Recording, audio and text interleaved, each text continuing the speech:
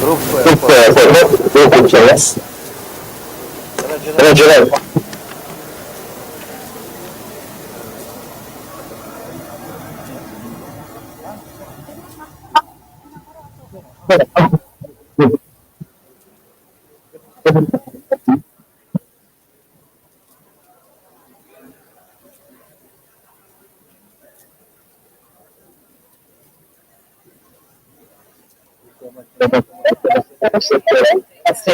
Yeah, I like you had in a slide something that said it's not the cow, it's the how. And you didn't speak to it. I was going to say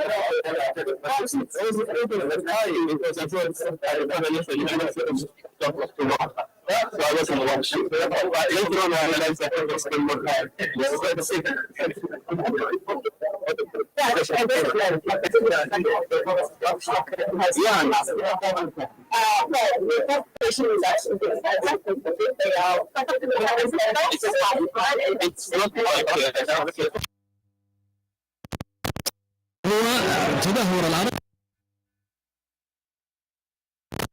للاسف ان اوروبا تتصحر فقط في هذا الاراضي، تدهور الاراضي في هذه المواقع، بينما زي ما تفضلت في بدايه كلامك تدهور الاراضي هو في كل الانظمه البيئيه، ولذلك فعلا الان المملكه العربيه السعوديه مع الاشقاء في دول الخليج في خصوصا No one says it's all the border. If you the same land and you're going to you can see how much yes. Even the small I mentioned it. and we'll sell them. It is that one it's even the joke is still in the difference. So that's basically the one that says stuff is in your difference.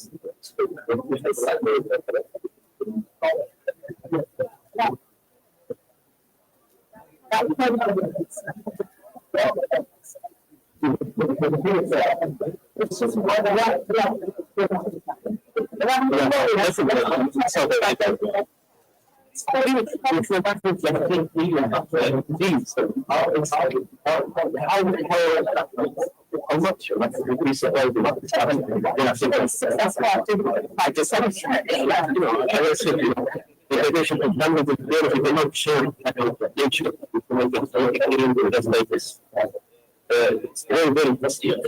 And at the end, it's sustainability. People know the manage sustainability.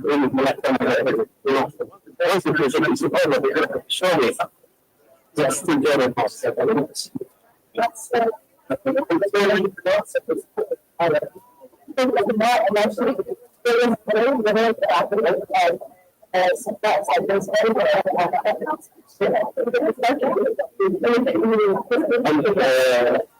Because they don't account for it from the educator. And this is one, the number two, which should not be done by the same institution. Because there is, Yeah, I think what I worry about a lot is this the capitalistic and Chinese up there. And then it just I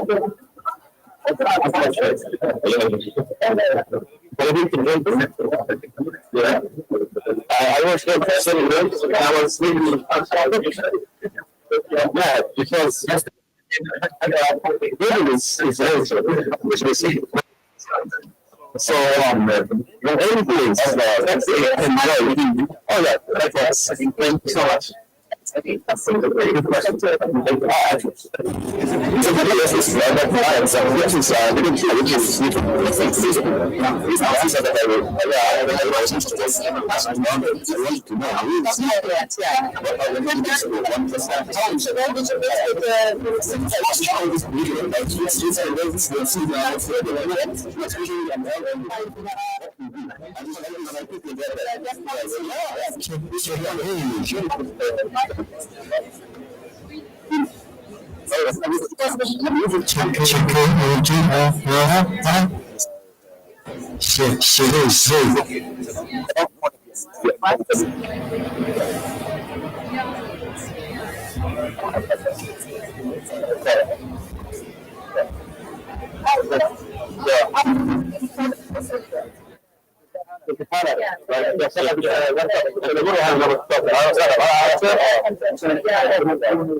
so busy.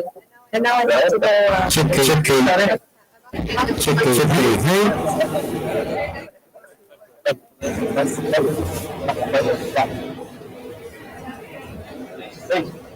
I'm going to do that.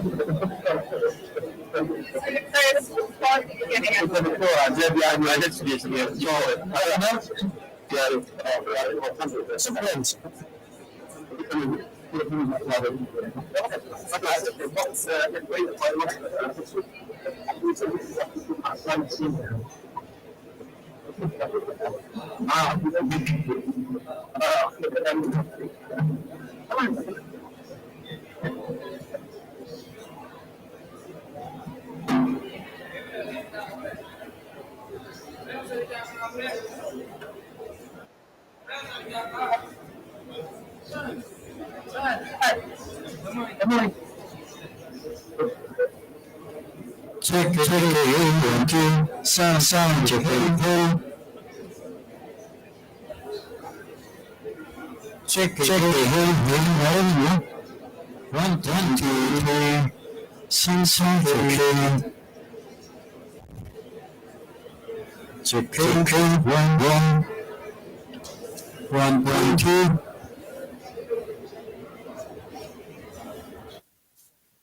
check it,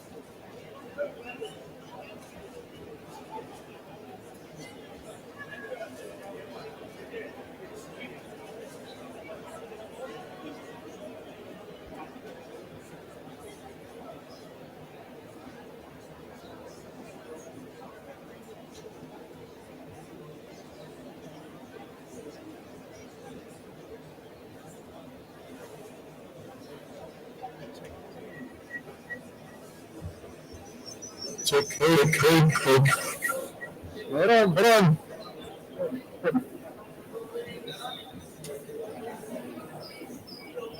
Check. Meron. Check. One, two, sound check. Sound testing. Not screaming. So, hello. So, screaming. This is on the testing. Yes, sound testing. You can hear me now? And then you understand it? One, two. Yes. Hello. Okay. Hello. Can you hear me on the English channel?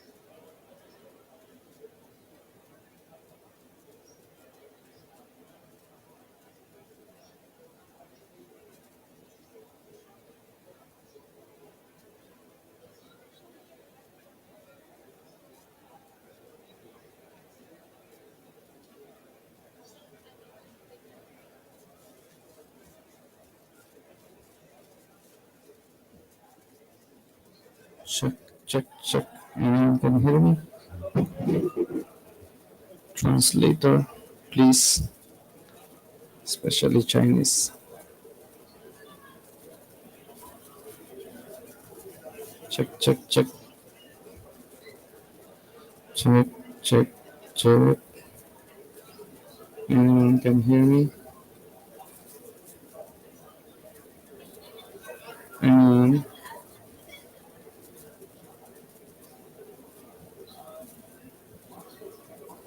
Check, check. Hello. Check.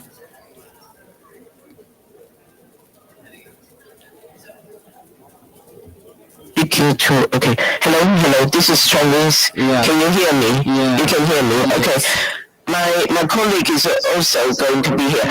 Can I also check the English channel and see, make sure you can hear me in case we need to do relay? Hello. Hello, come again? Sorry. This is Long Chan on the English channel, Chinese into English channel. Can you hear me? Yeah. Can you hear? Yes. Okay. My colleague Jenny, she's going to do some tests with you after me. She's going to talk to you. Thank you. Okay. Oh, is it going to be LED that is potentially speaking Portuguese? Or is language? Where do we go to get the English? And tomorrow you can. Hello? It's Chinese interpreting. Yeah. Could you hear me clearly? Yes, very good. Thank you so much. Thank you. So try your thank you. Okay. Very good. You need to translate into English. Can I test my English channel?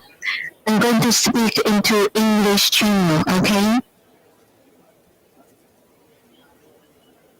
It's over. Mm-hmm.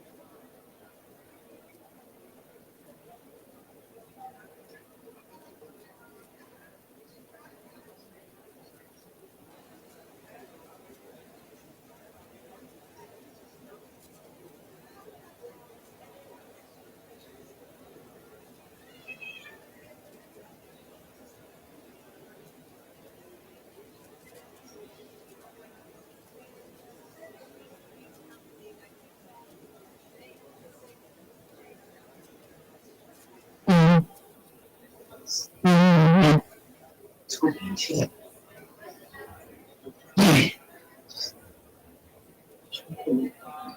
这个就是 speaking to 的听的。这个自动已经了，那个自动已经了。Here, then you need to change to speaking Chinese. Yes, that's what You can hear there. So if somebody speaks Portuguese or Arabic, we need to listen in English, put it in English. And the other one is main audio. Main audio means it's the flow. The relay is in.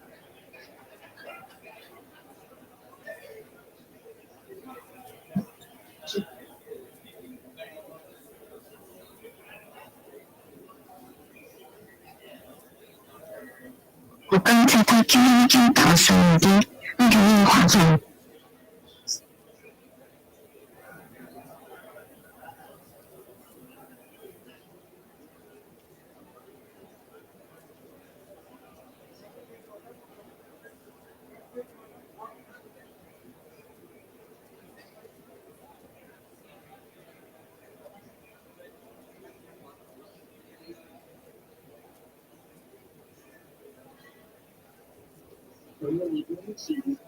开手是什么？你敢？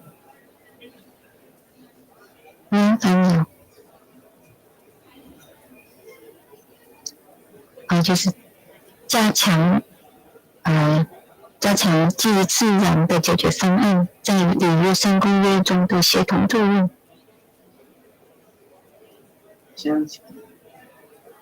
加强。就是在通过自然，就是基于自然的解决方案，还有一种说法是自然基础的，因为我看到比较多的是基于自然的，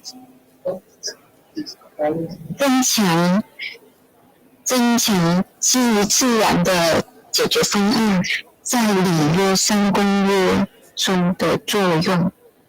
增强。基于自然的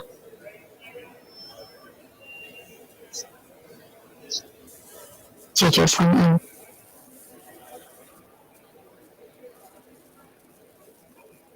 在里约3公约中的作用。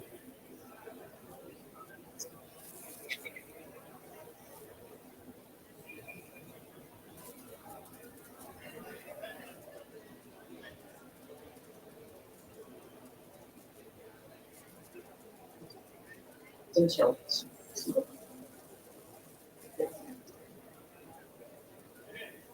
可能会说 MBS， 我觉得到时候我们也是 MBS 好了，要不然太长了。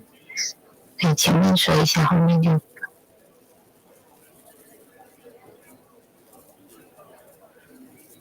还有10分钟。你必须认真，他听到了。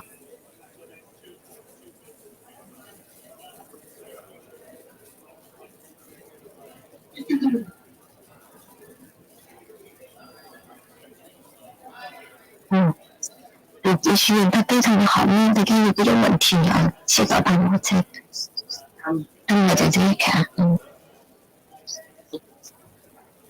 还有10分钟。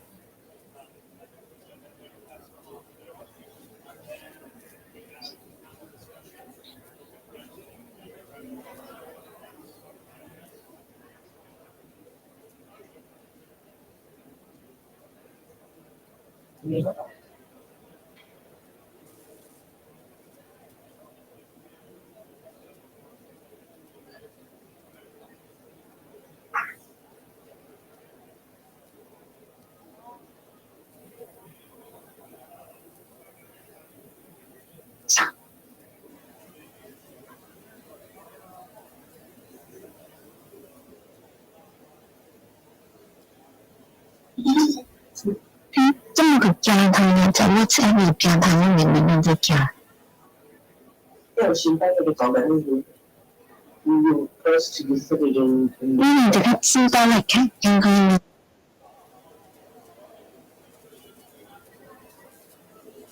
你先 technician， 我先放个名字，你要把它给。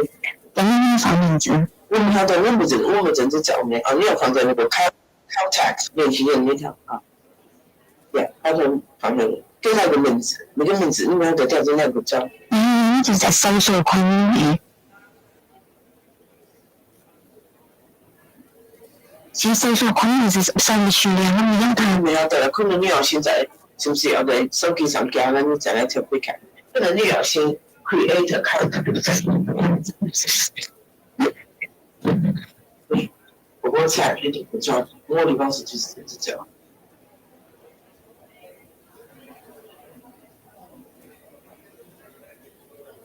如果就要先去 contact， 你就先加，要加你讲 tag definition， 你的 contact book。我平时都没用，没熟悉。不是在 WhatsApp 里头，在手机的 contact book。好，我找见，那你找你的。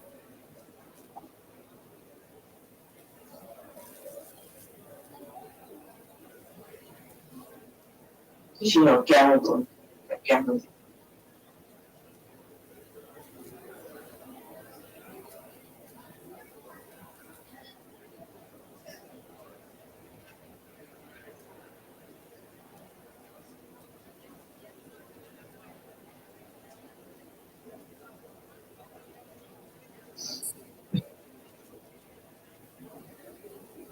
I can share with you。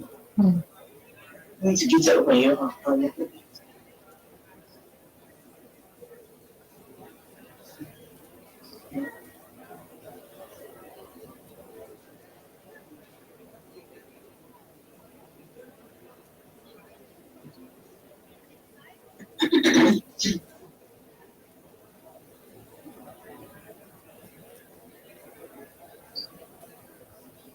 在他们就等你就帮我看一下。没有，你好多时间可没有？是啊。好，那你个 WhatsApp。In WhatsApp, you look for the name you given.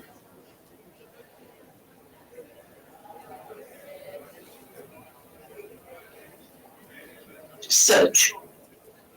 Go to search. And then, put his name. Whatever you call him.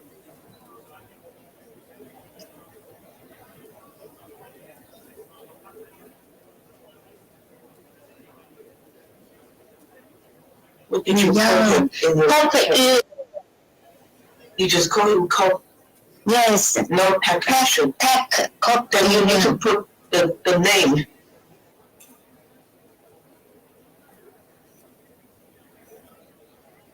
Yeah.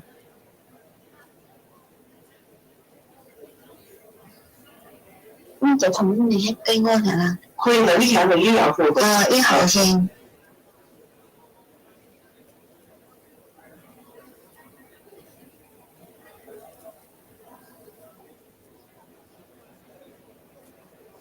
那你就是 tag 认的，你就会交给他。你帮我加点，我们3个人做一个组。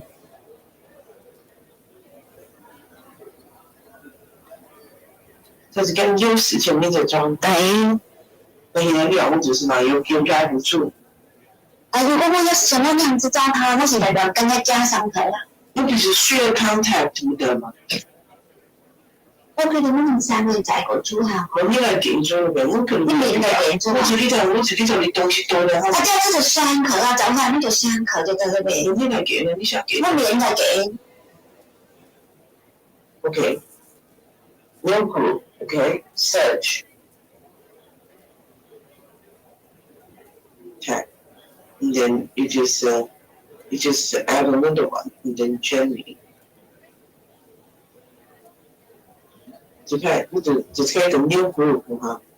咱们快点走了，1分钟就开始了。现在你是学习的时候要先。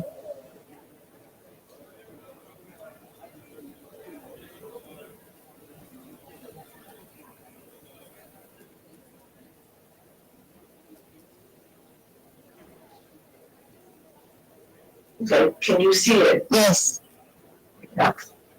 那就是这样。Okay.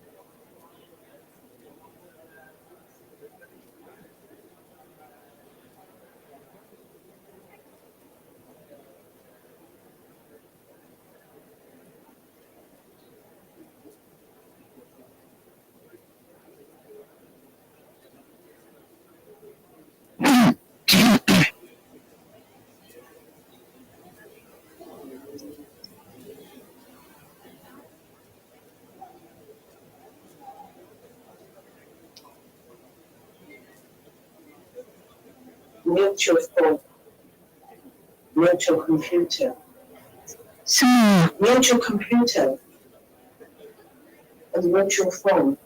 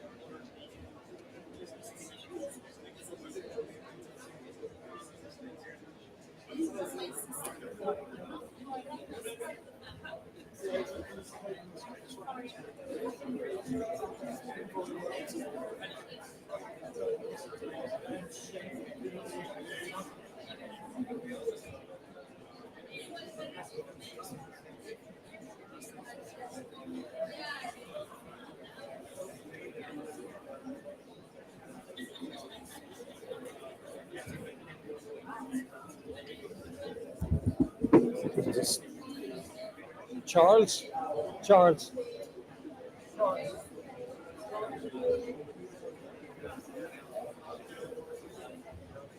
So, colleagues, if we could take our seats, please, and we'll get started.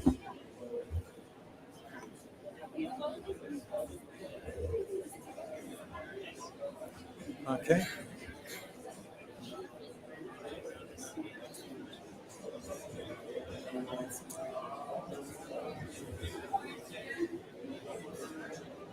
So, thank you very much, everyone, for attending. And thank you for joining us at the IUCN Pavilion, the home of the Union. My name is Stuart McGuinness, and I'm the Deputy Director General of IUCN. And it's my real pleasure to welcome you to what I do think is an important event at the UNCCD COP, the last of the 3 Rio Convention COPs that we've had this year. Now, nature-based solutions, we believe, offers a unifying approach to implementing all 3 Rio Conventions. It tackles biodiversity loss, it addresses climate change, both mitigation and adaptation. It is effective in addressing desertification in a cohesive way. And by restoring degraded lands, enhancing ecosystem services, building drought resilience, and sequestering carbon, supporting livelihoods, it really can collectively deliver tangible results, which, while advancing the global targets such as land degradation neutrality, the Kunming-Montreal Global Biodiversity Framework, and the Sustainable Development Goals. Now, arguably, these are not just options for synergistic delivery, they are an essential strategy to help achieve the shared visions of the Rio Conventions. So this moment offers us a unique opportunity to take stock of progress and to chart a forward-looking vision for the implementation of these conventions, using and optimizing the delivery of nature-based solutions, putting nature-based solutions at the very heart of the delivery of the objectives of the 3 conventions. So today's event, building synergies in the implementation of the Rio Conventions through nature-based solutions, focuses precisely on this, how we can use nature-based solutions as a unifying framework, helping to foster collaboration to get that whole of society approach and bridging the objectives of the 3 conventions. So we've got an inspiring program for you. We'll start off with a fireside chat, which will be moderated by our IUCN President, Her Excellency Razan Al Mubarak, and Razan will talk to Astrid Schumacher, the Executive Secretary of the Secretariat of the UNCCD, and Hindu Omari Ibrahim, the Chair of the UN Permanent Forum on Indigenous Issues. So maybe, and then after that, after the fireside chat, we will have a panel session which will be led by my colleague, Dr. Gretel Aguilar, the IUCN Director General. So it's now my real honor to ask Astrid and Hindu, would you like to come up to the far side here and to invite Razan to give us some opening comments and then take the... Okay. Do you want to come or...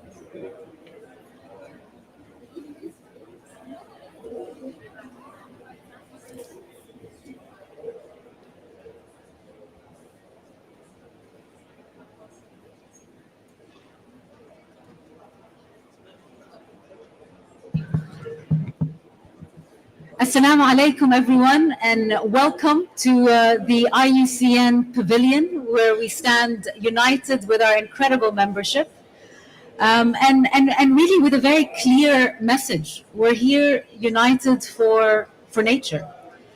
And I am surrounded by incredible women here. You all know who the great Astrid Schumacher is. She just is glowing even after her third COP this year. So as you know, this has been the super COP year. We started our journey together, the three of us, in Cali, where a number of important initiatives were negotiated and agreed. One that IUCN is particularly proud of is, of course, the establishment and the agreement on the establishment of the subsidiary body for indigenous peoples. And of course, we could not have done that without you, Hindu.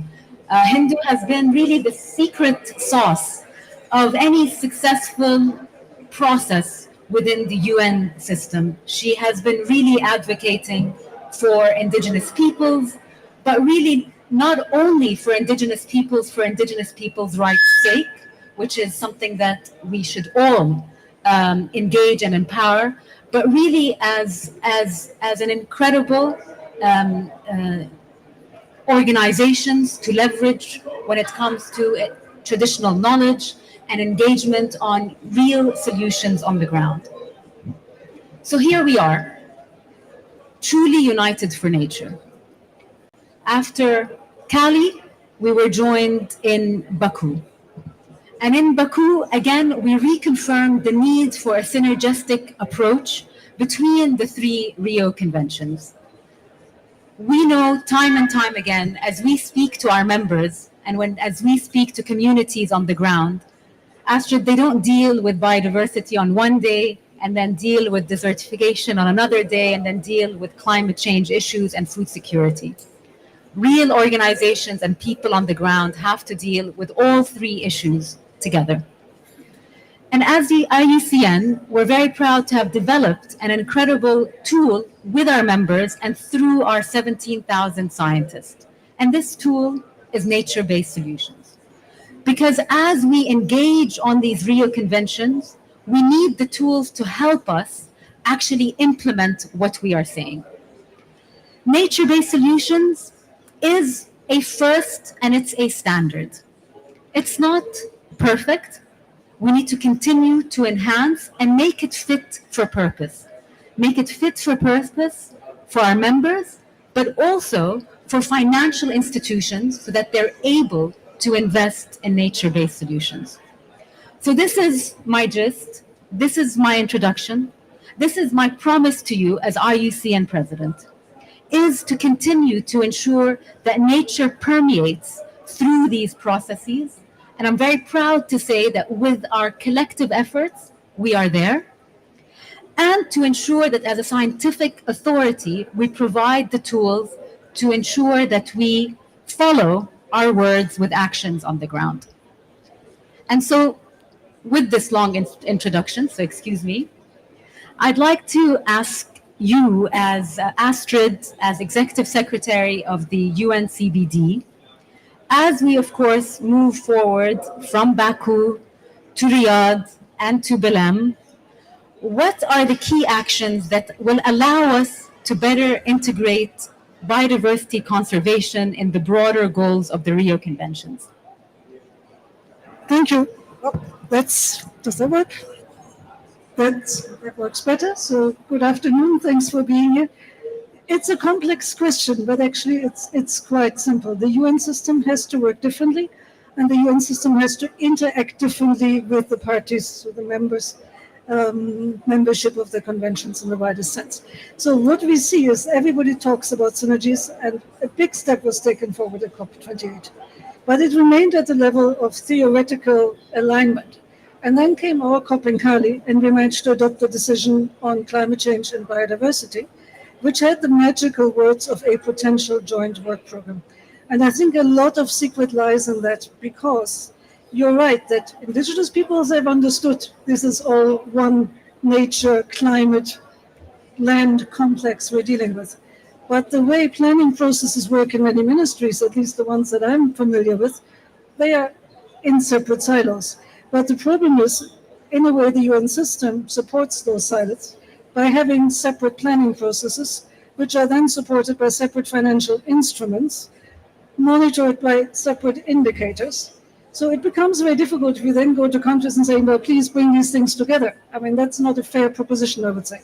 So it is important that we look at the sweet spots and the overlaps in particular. And of course, here, land is the first thing that comes to mind, water comes to mind, forest comes to mind. And in all those areas, the nature-based solutions for which we now have a definition, and for which it is becoming understood that they are, yes, they're nature-focused, but with social safeguards. So they are solutions that are good for people and for nature. So they can be implemented if there is sufficient accessible finance, I underline, and if there is then robust tracking afterwards, so that we can see if they're effective and we can move that story forward. And of course, and that's maybe my last point,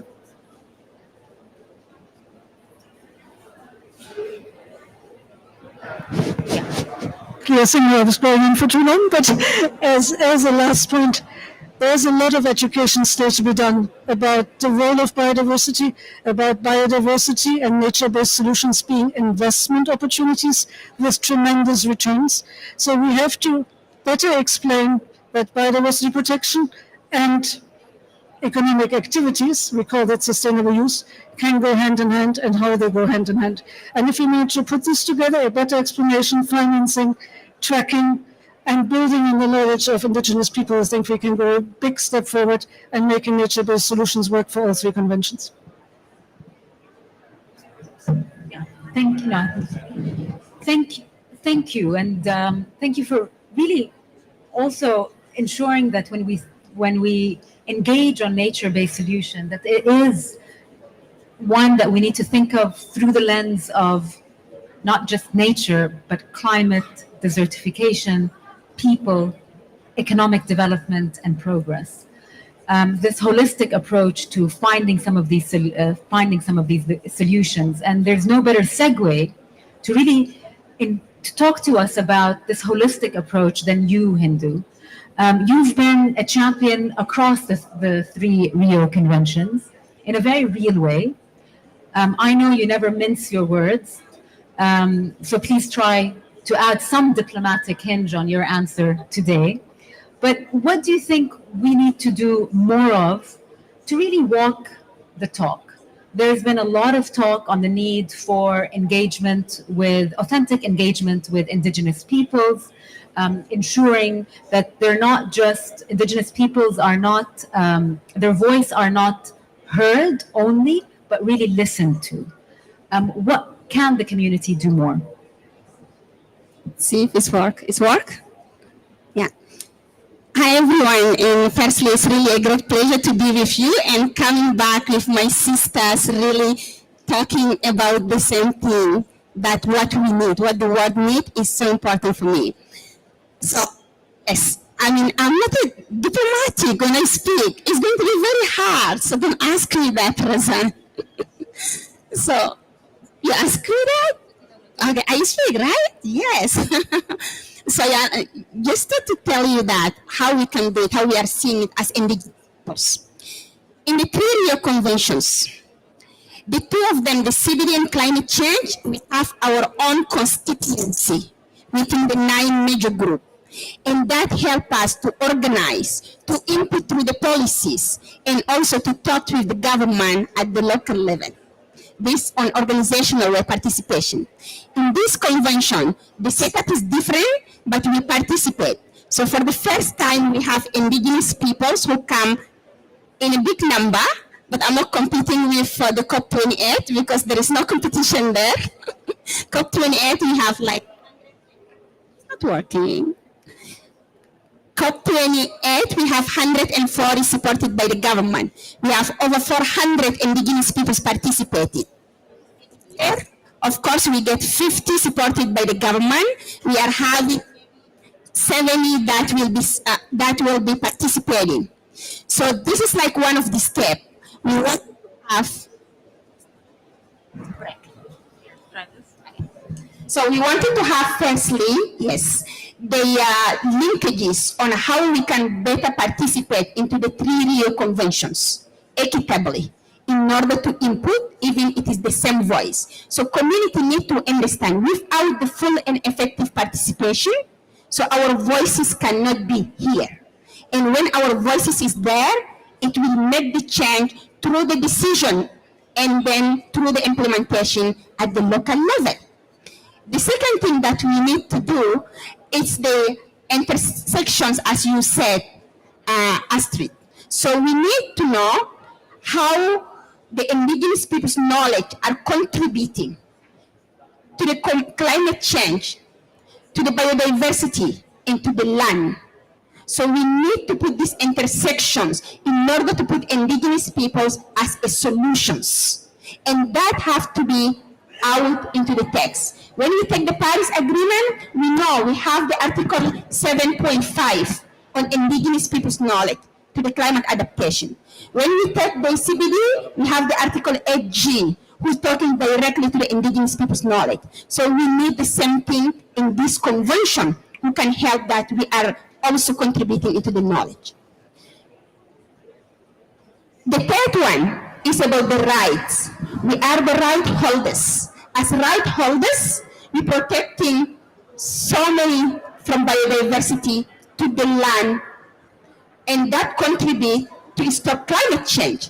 So if our rights are not respected, are violated, we are evicted from our land, or our people are getting killed just because they are protecting the forest, or if the first solution of logging or mining are taking back our land from us, that is not going to help the climate, biodiversity, or the land.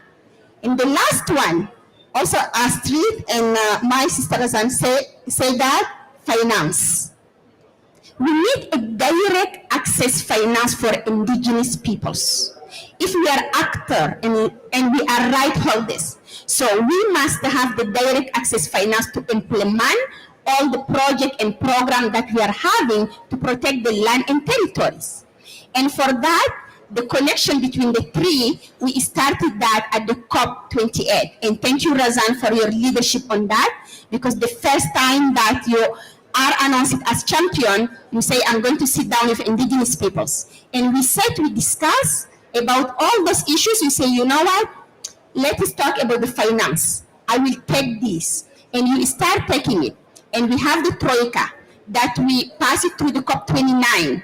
And then through this COP, we wanted to land it a direct access finance at the COP30 in Brazil, to make an announcement, but to give this access to the indigenous peoples. Not only the finance for climate, but it's going to be finance for the land, for the biodiversity, and for the climate in order to help the indigenous peoples. So those 14 need to be done by the community to ensure that the convention are interconnected into the real way. No, thank you. I mean, we've raised really important topics, and this is really a short session that gives us an opportunity to really engage with the audience. But I mean, we talked about really the importance of standards. If we're able to talk across Rio conventions, we need a common and strong definition of what nature-based solutions are. At the same time, we need consistency when we talk about authentic leadership and stakeholder engagement, and giving those that are really on the front line of the Sustainable Development Challenge, be it on climate, nature, or desertification, it is those that are also harboring the solutions. And this is where indigenous knowledge and wisdom becomes even more important. But we are here today on the day of Land Day. Is that right? Land Day in COP16. And that really also sends another really important message. Land is more than, just a commodity. So land is a right that many people don't have. Land is where action actually takes place, where we decide how it's going to be degraded and how it's going to be planned. It is also an identity. It is a culture. And it is that common thread between the climate and biodiversity loss. And when we ask why, it's really also the idea of causality. With the issues of climate change and sometimes biodiversity loss, it's sometimes difficult to see the causality and the impact. It could be very distant.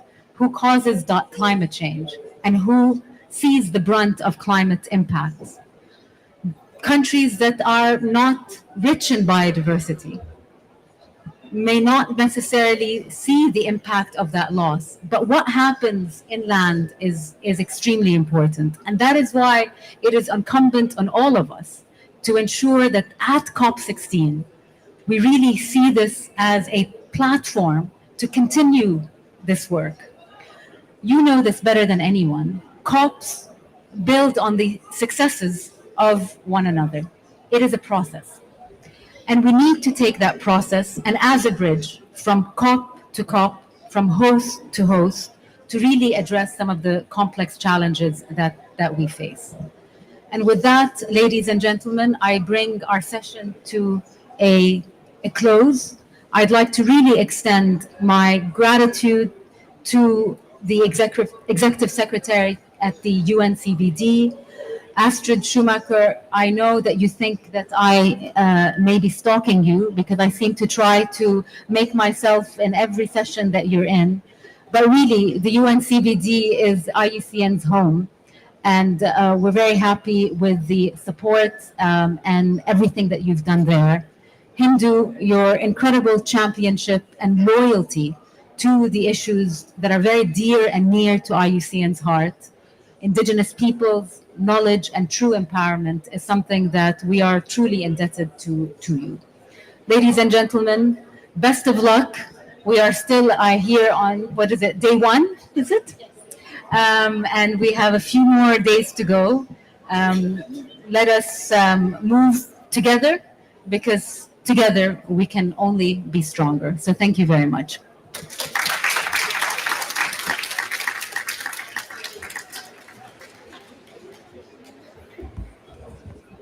Thank you very.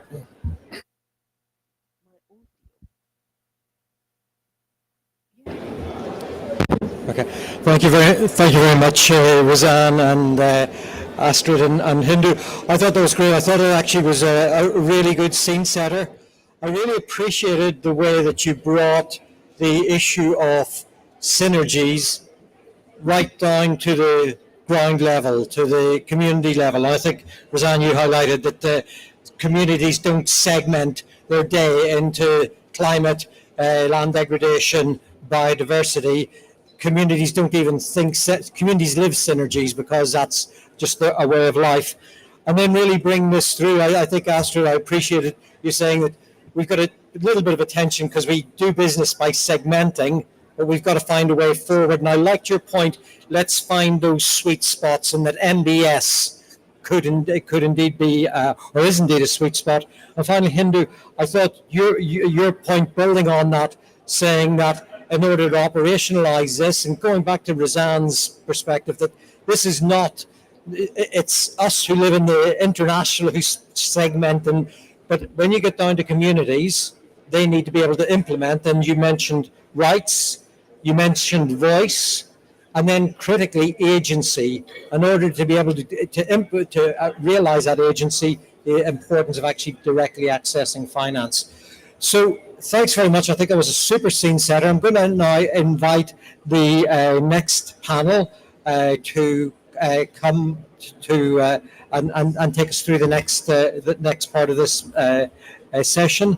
So, and I would like to that's going to be facilitated by my colleague Gretel Aguilar, and I would like to invite Miss Jiao Xiaoxia, who is the DDG from the Ministry of Natural Resources in China, Mr. Bilal Ketashat, the head of Nature Protection, Ministry of Environment, Jordan, Ms. Hoda El Shwadfi, the Deputy Minister of Environment from Egypt, Mr. Batulga Ekerhembaya, the State Secretary of Ministry of Environment and Climate Change from Mongolia, Mr. Alishir Sukharov, the Deputy Minister of Agriculture for Uzbekistan, Mr. Bertrand Walkenaer, the Deputy CEO of Agence Française de Développement, France, and finally, Ms. Bernice Swartz, Deputy Minister of Forestry, Fishery and Environment, South Africa. So, Gretel, across to you, please. Thank you.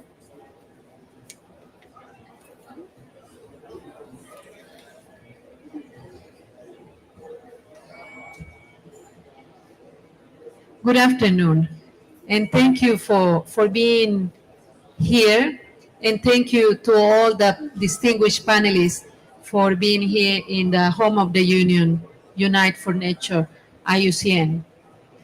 So as you can see today, the panel we have is a very special one with government officials from different parts of this planet. And we're going to talk about enhancing across the Rio Conventions through nature-based solutions. The IUCN president expressed that, of course, it is a no-brainer to think about how important it is for people on the ground to really address these issues as one. I will add even more. I will say that it is possible actually to address the issues of biodiversity loss, climate change, and degradation of lands all together. Because when we take actions to conserve nature, then we are tackling many issues at the same time. Imagine just conserving the ocean or conserving land. Land and ocean sequester carbon. Land and ocean give us food so that we can be fed. The land and the ocean also give us prosperity. It has all the biodiversity of the world.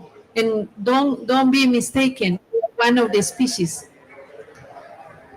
You might have heard about the IUCN Red List, where we lately have been given really bad news. We recently said that the corals of this planet, 44% of the corals of this planet are at risk of extinction.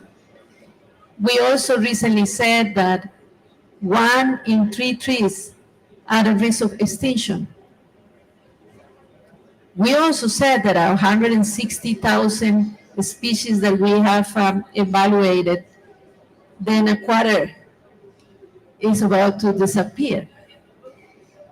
But I'm not saying this for all of you to be sad and worried, because I think that many of you know this. But we are here actually to talk about the solutions. And that is why we're going to talk about nature-based solutions. Because this is a tool that can bring light to the crisis we are confronting. And together with that tool, I have to say that a tool alone is nothing, but a tool in the hands of people and in the hands of governments and in the hands of the private sector can make a big difference. And that is why we have this distinguished panel with us today for them to share with us their reflections, their perspective, and for us also to help us to be inspired with the things that they are doing. So let me start here with Miss Ya Chao-Chi, Deputy Director General of the Department of Combating Desertification for the Ministry of Natural Resources of China. Ms. Chao-Chi, definitely China is one of the biggest countries in this planet. And we know that in China you have been working about ecological restoration. We have learned also from the ecological civilization, a concept that China has been embracing for now many years. And we recently hear also about the grain for green. So can you share with us how China sees this tool of nature-based solution and how this is helping the interaction between the three Rio conventions? Yeah, thank you. We would like to share something. You had mentioned that China really got. I don't want to say something as from my official position, but as a common people myself, also I feel by myself as a person, yeah, I feel the change of the country, the landscape, and the air, and also my life. So you know my hometown is in Inner Mongolia. In Inner Mongolia, one part of the country in the north. In the north, well, my hometown actually was severely affected by sand and dust storms. Yeah, at my age, childhood, in 1970s to 1980s. But right now, when I came back to my hometown. Everywhere we have the restored vegetation, grassland, and clear air, and also clean water. So I think you mentioned that civilization, ecological civilization. Someone may think about why you have this your new term. Actually, it's not a new term. You know, it is this concept actually is from the roots of Chinese culture. The Chinese people, we have the 4,000 years agriculture history. So we dealing with nature. The interactions from nature tells us man are integral part of the nature.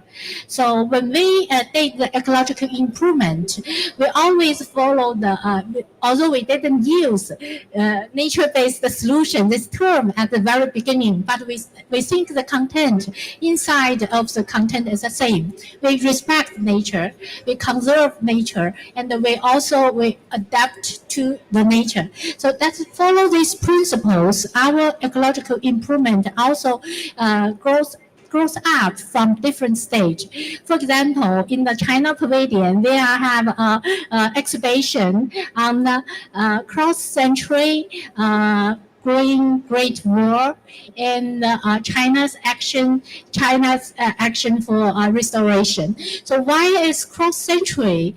Because this program launched in 1978. The period of planning covers 70 years. So far, we have 46 years implementation. We found the different stage. At the beginning, the name of the project is Shelter Belt Forest Program, but currently, and then we use the term Ecological Improvement Program. Right now, we have a new phase. Last year, the president himself called for strengthening the scientific guidance to this program and to use a way much more theoretic and integrated the concepts just like landscape management. We place river, mountain, sand, grassland, and agricultural land in one system. So the planning covers all elements of the nature. So that is why we changed the content of the project from only forest shelter belt to projects managing all elements of nature. So I think this is a good opportunity to use this concept to enhance the synergy of different conventions. Thank you very much, Ms. Chao Chai. It is very incredible how China has been pushing now for many years the concept of ecological stabilization. We in IUCN are very proud to be partnering with China in many fronts, especially on ecological restoration and nature-based solutions. So thank you very much. Let me now move to Mr. Bertrand Wagner, Deputy Chief Executive Officer of the Agence Française pour Développement, AFD. AFD has been supporting many countries around the world to combat climate change, to combat the loss of biodiversity, land degradation. You have been really supporting many around this planet. What has been your experience in implementing nature-based solutions, but also in contributing to the implementation of the Three Rio Conventions? Thank you very much for giving me the mic, and good morning, good afternoon to everybody. I first would like to share a few reflections on the perspective of a banking institution working on the nature-based solutions. So as you mentioned, we have an experience which encompasses nature-based solutions project based in Asia, in Africa, and in Latin America, which gives quite a good overview of how people are investing into those solutions in the fight against climate change and in the protection of biodiversity. The first thing that comes out of the projects that we saw is that there's always, at some point in time, one person, one individual who believes in something very specific and who will dedicate a lot of his time and sometimes his entire life into bringing an idea or a concept or solutions that will be deployed on the ground. It always comes to individuals at this stage. And what we are trying to do as a banking institution is look for interesting and innovative solutions and scale them up and bring them into a sound economic balance that can be financed by financial institutions. So first, individuals engaged, individual who believes that something can be done to protect the environment and to preserve biodiversity. The second issue that we face and that we have is that dead animals or dead plants have more value today than living animals and living plants. So as a result, there's always an incentive at some point in time to cut trees or to kill animals, to be fed, to be sold, to build houses and so on.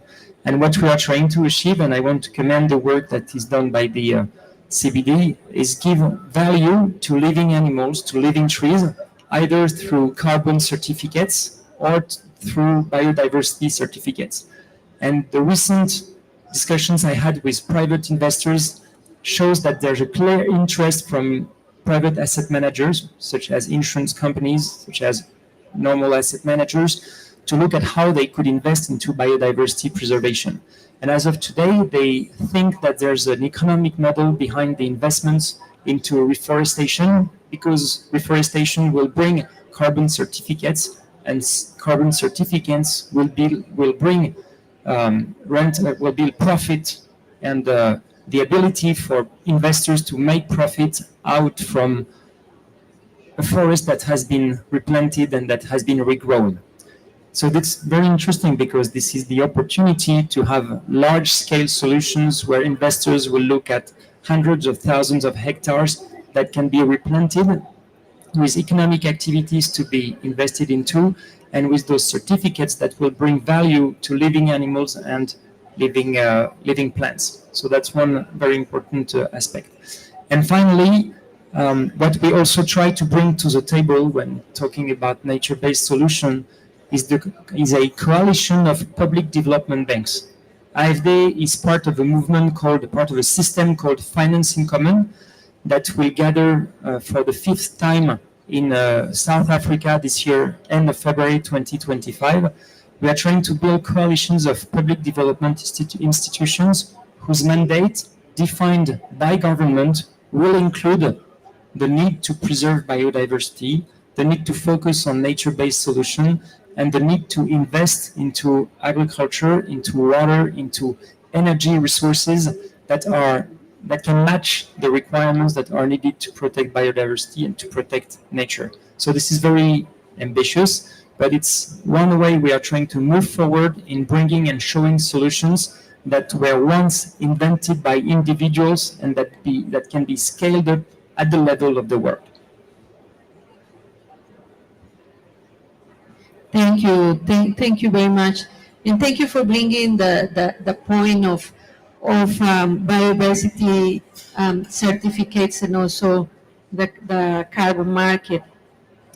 This morning I was participating in an event on the Green Saudi Initiative where we were saying that conservation needs to be a good business. It needs to be done at a big scale to really have impact. So your words really resonate because we need to involve many parts, and particularly the banks and the private sector on board, if we want to be successful in this important task we have ahead of conserving this planet. So thank you very much for your remarks. Mr. Bilal Kutaishat, Head of Nature Protection Ministry of Environment of Jordan, a great friend of IUCN, where we have our regional office for West Asia,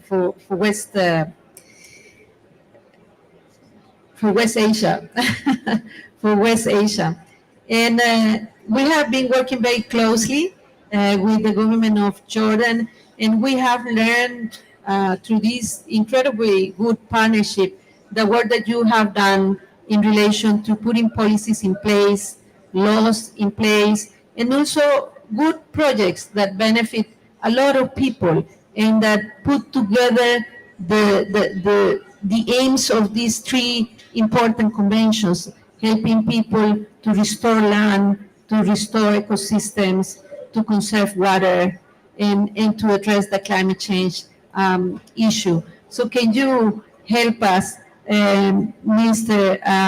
Katuichat,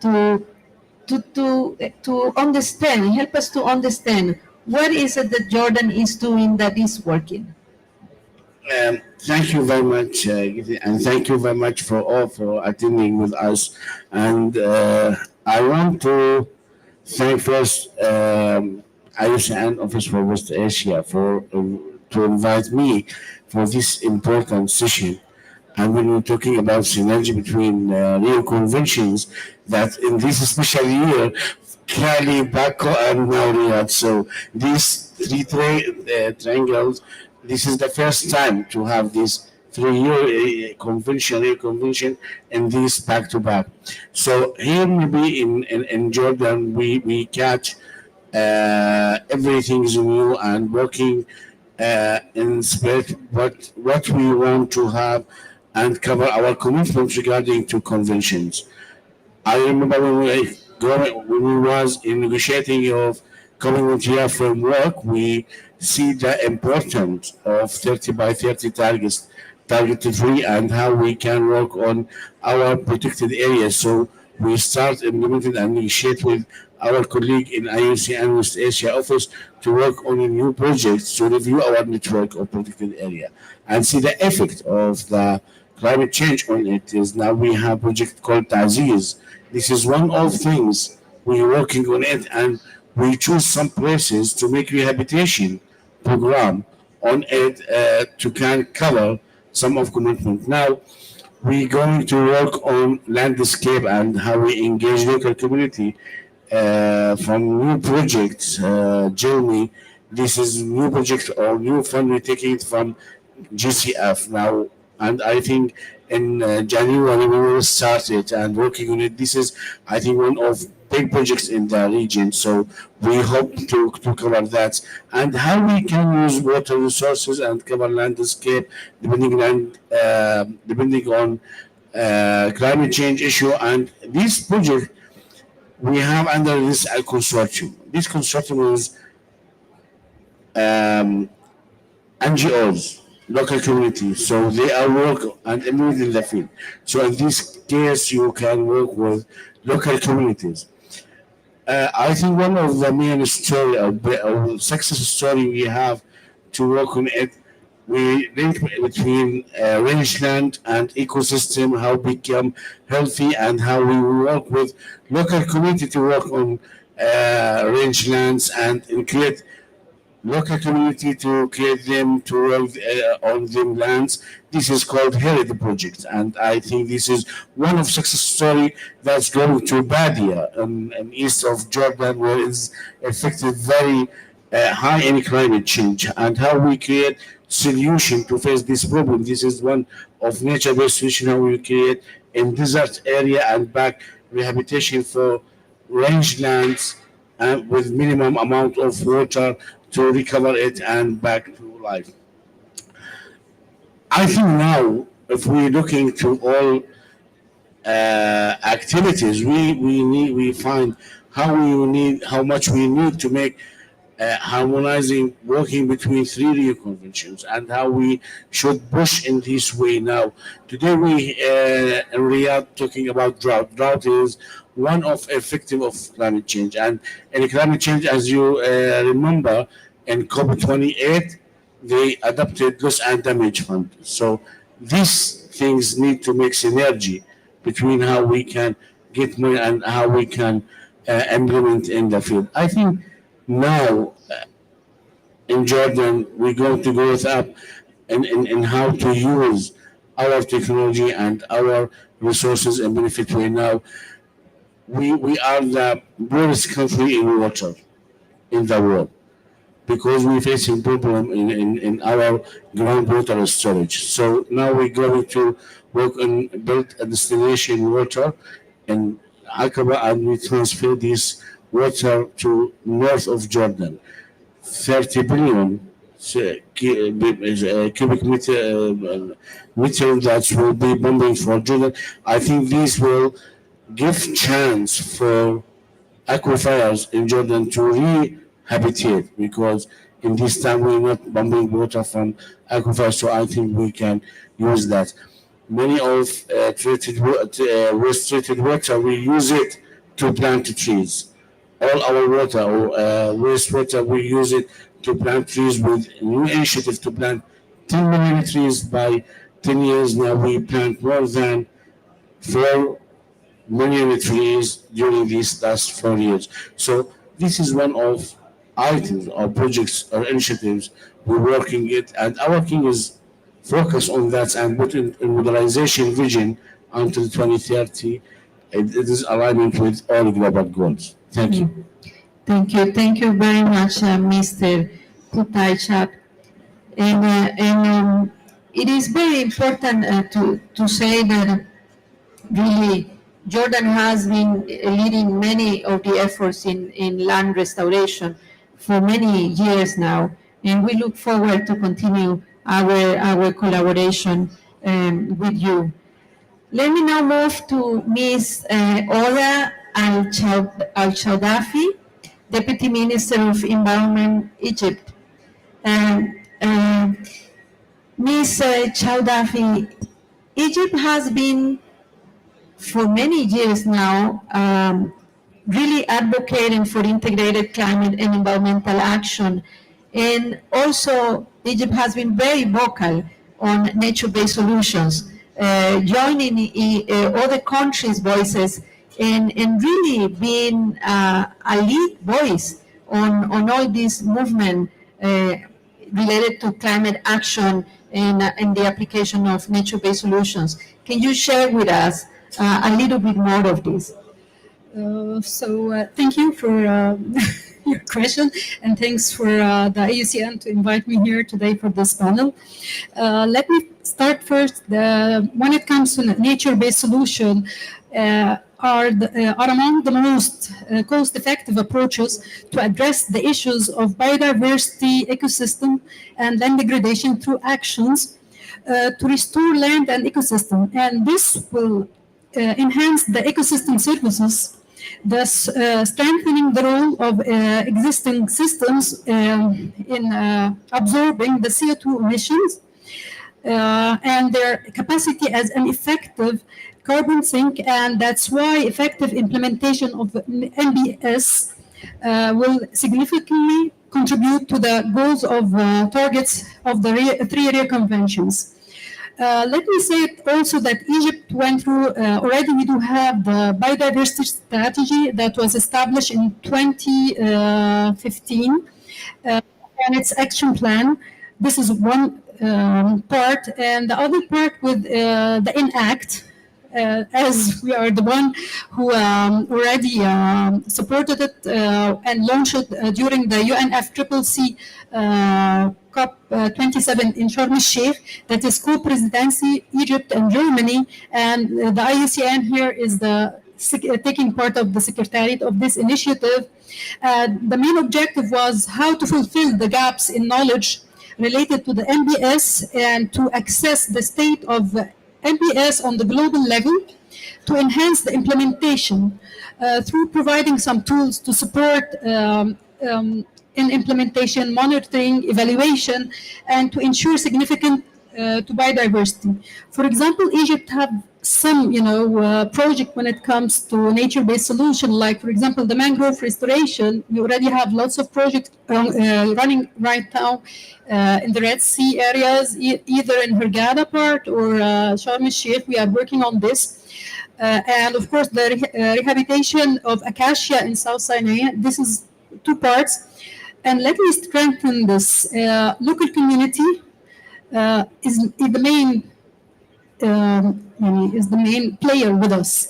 As you may all know that Egypt has 15% of its space is protected areas, and most of our protected areas have local community within it. So what we are trying to do is to make sure that not taking them into consideration, but they are helping us into conservation of the biodiversity there or the land there, due to their knowledge, traditions, because they are the one who's been there before declaring the protected areas like this. Yeah, thank you.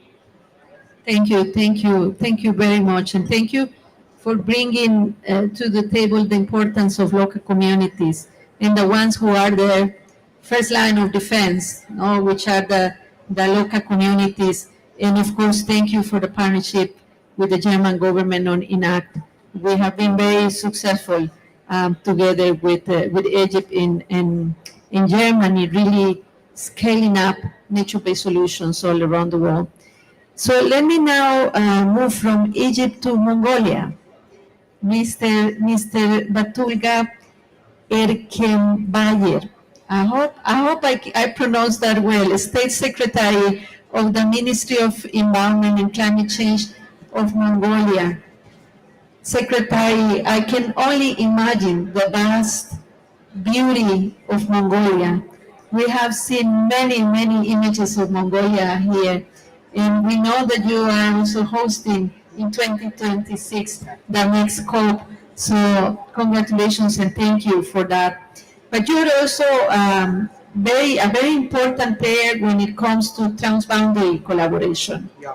And we would like really to help us understand how Mongolia is having this transboundary approach to scaling nature-based solutions.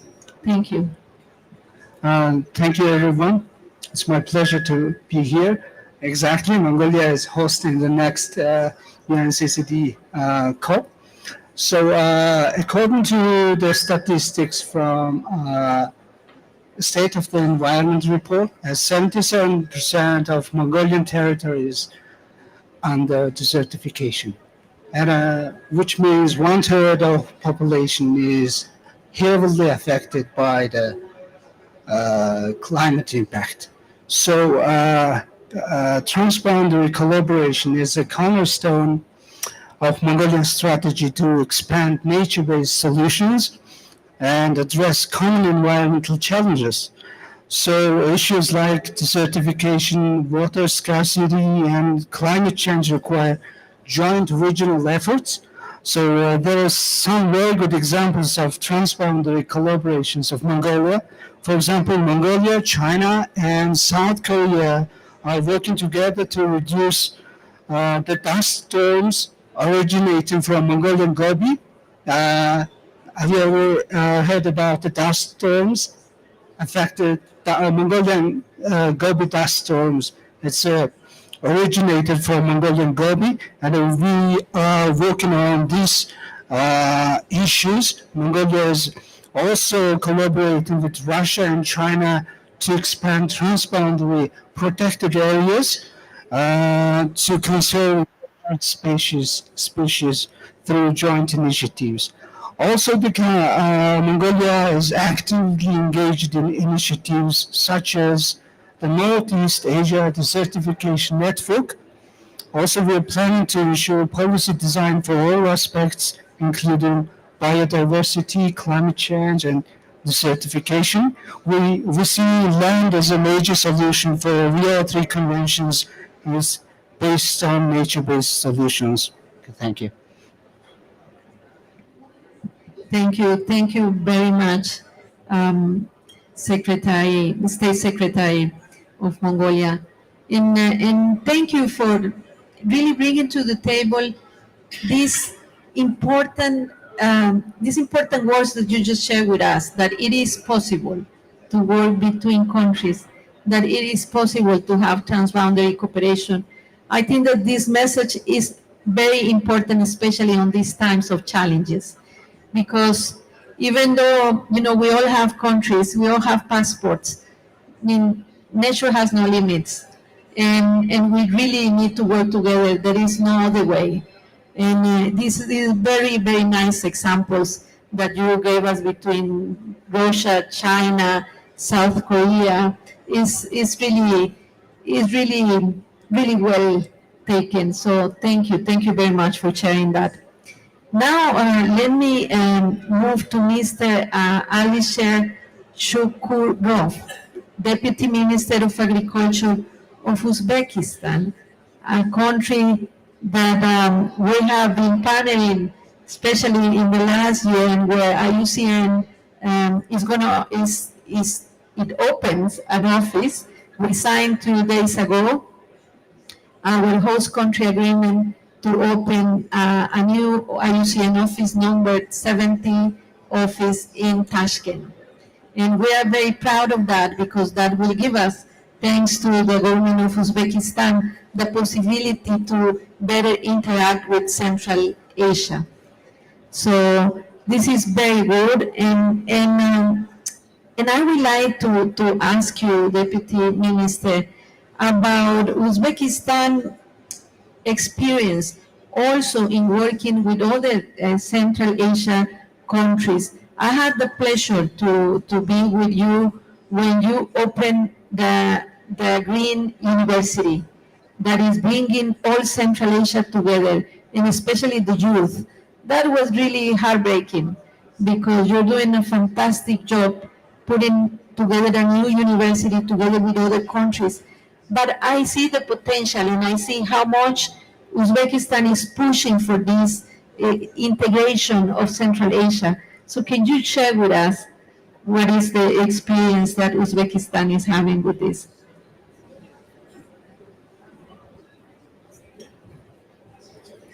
Yeah, thanks so much. So impressive, the colleagues sharing the experience, and also I believe that Uzbekistan's experience also could be very interesting for you. So as you mentioned, nature do not see the borders.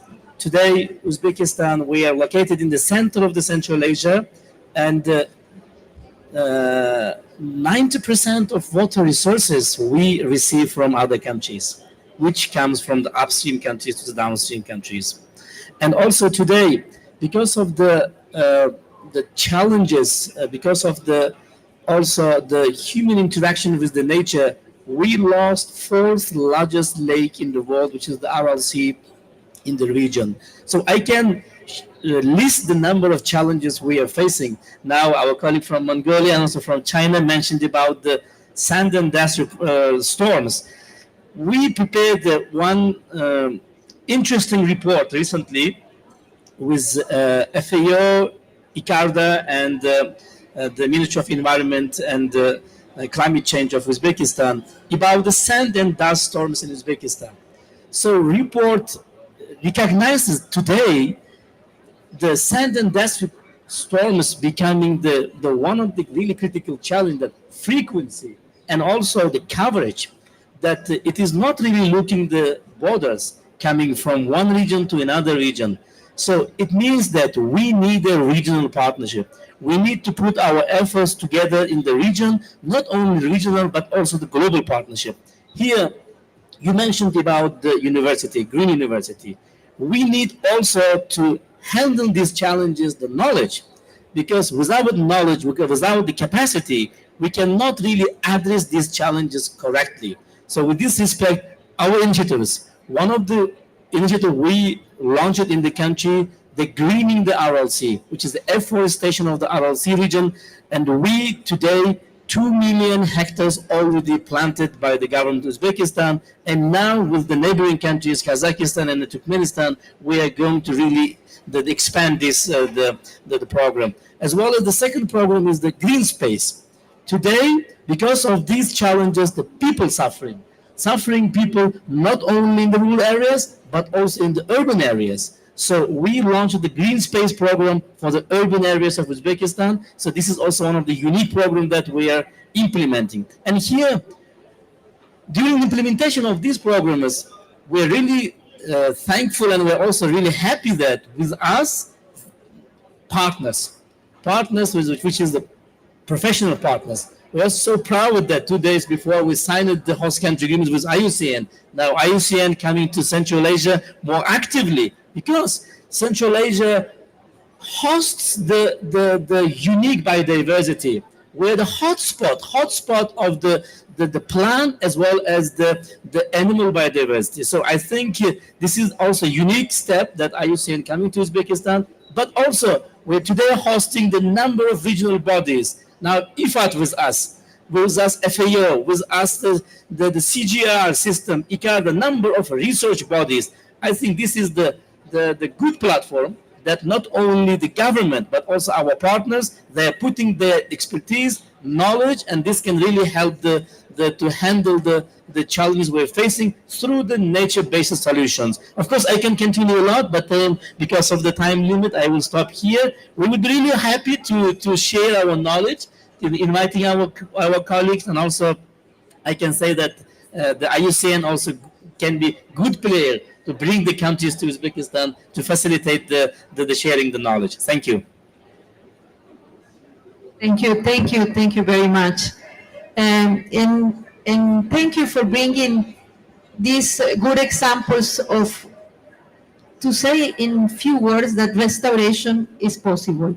Because if restoration is possible in the Aral Sea, it's possible anywhere in this planet. So I think that is a very important, good example of how to change the state of things. So thank you very much. Let me just finish this panel. I'm going to ask the panelists to just give in one sentence, very short, what would you like this COP to? What is the COP message? What message would you like to give to this conference of the parties number 16 in terms of working together the 3 Rio Conventions and nature-based solutions? Let me start by Ms. Ja Chauchai, please. Oh, can you pass the mic? Thank you. So from my understanding, this COP will give us a roadmap. How can we save our future by restore our land and building resilience of the ecosystem and community? Thank you very much. Mr. Bilal Kataicha. Thank you. I think the logo is clear for this COP. Our land, our future. So it is a clear message that we have it. Thank you. Thank you. Ms. Hoda Al-Chawfati. It's only one key message for me. It's always collaboration between all entities, local communities, all parts of the people will lead to success by the end of the day. Thank you. And Mr. Bertrand Wagner. Thank you very much. It's more a question than a message, and that question would be to reflect on whether property rights and land rights come automatically with the right to destroy nature. Is there a link between the two, or should it be divided? And should we consider reforming land rights so that destroying nature is not automatically encompassed into the land ownership? Thank you. Yes. Okay. Mr. Butalga. Batulga. Batunga. Exactly. Batunga. Yeah, I'd like to highlight that not only government organizations or ministries, but also the local actors, non-state actors, and international collaboration is very important and essential for continuation of 303 conventions. And let's unite for nature. Thank you. And Mr. Alice. I would say the knowledge and technology transfer. Financing may not be always available, but knowledge and technology can be transferred today in the world very easily. So this can really help. This can really, we can take also from this scope. Thank you. So thank you all of you for being here. Thank you to our panelists also. A big applause, please. Let me just close this very important session on nature-based solutions and the need for the three Rio conventions to work together with an invitation to all of you. Next year, in October 2025, IUCN is having the World Conservation Congress in Abu Dhabi. And we will continue this conversation together with many of you. You're all invited. So the Congress is now in the IUCN webpage. And please join us in Abu Dhabi in October 2025. Thank you to all. Thank you.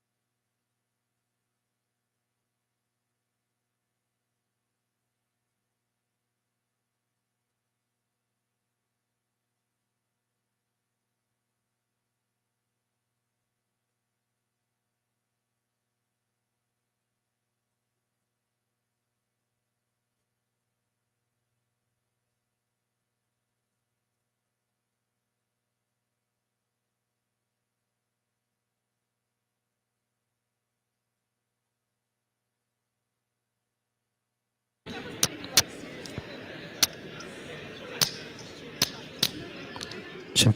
C. Check.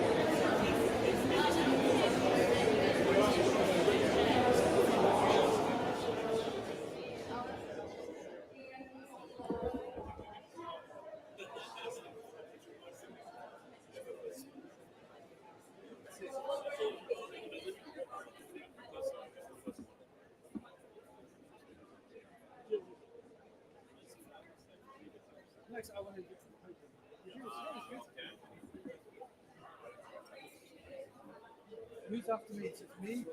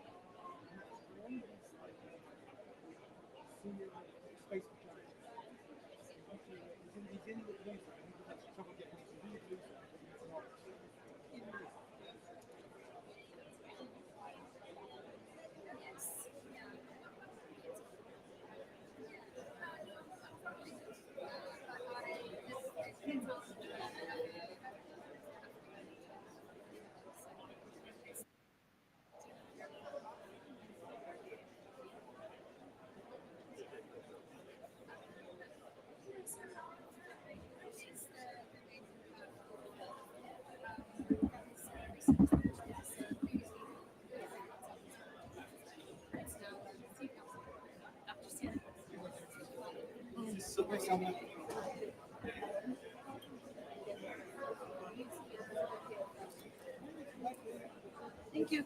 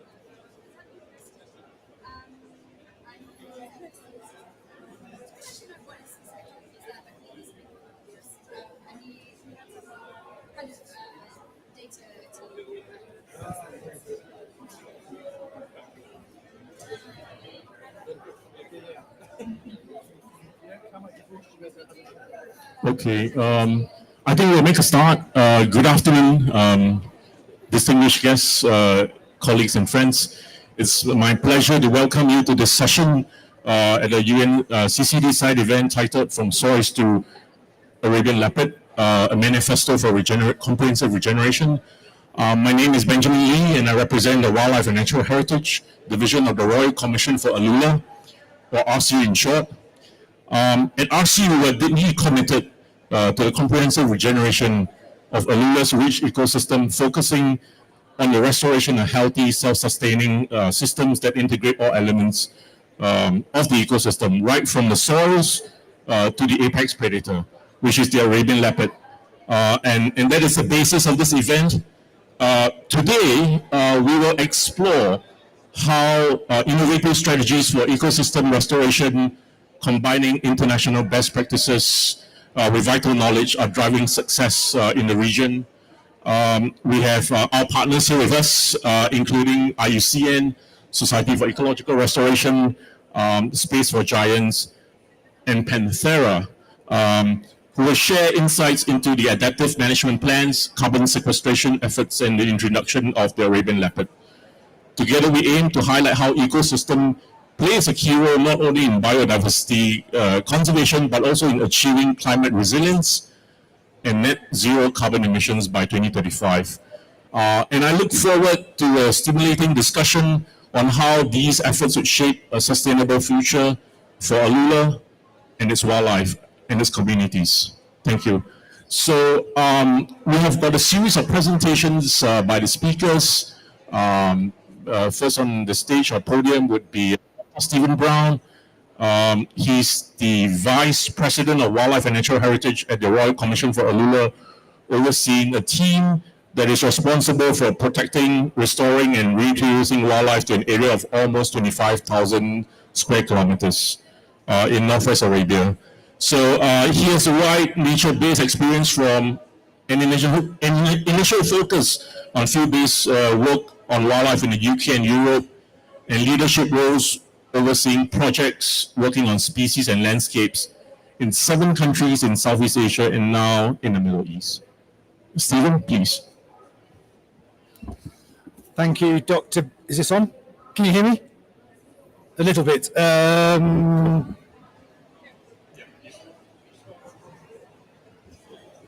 you hear this? Yeah, perfect. How about that? Is that better? Is that okay? Good? Okay, good. Yep. Brilliant. So thank you for the introduction, Dr. Benjamin. As Ben said, I'm Stephen Brown. I'm the Vice President for Wildlife and Natural Heritage at the Royal Commission. My job today is to quickly introduce to you a bit of background about the Royal Commission, our work in Alula, setting the scene for you, a bit of background on what the Royal Commission aims to do in Alula as part of our comprehensive regeneration plans to ultimately one day release the Arabian leopard as our sort of cherry on the cake in maybe 10, 15 years' time. But before we can do that, we have a lot of work to do. So I will tell you how that work is framed and how we aim to get to the point where we can one day release Arabian leopards. So I want to welcome you on a whistle-stop tour to Alula. It's a land of cultural crossroads and geographical wonders. Principally, it's an area that's unique for its cultural landscape, and it's categorized by its history, its heritage, its nature, and its community. It's an area that is incredibly rich for human history.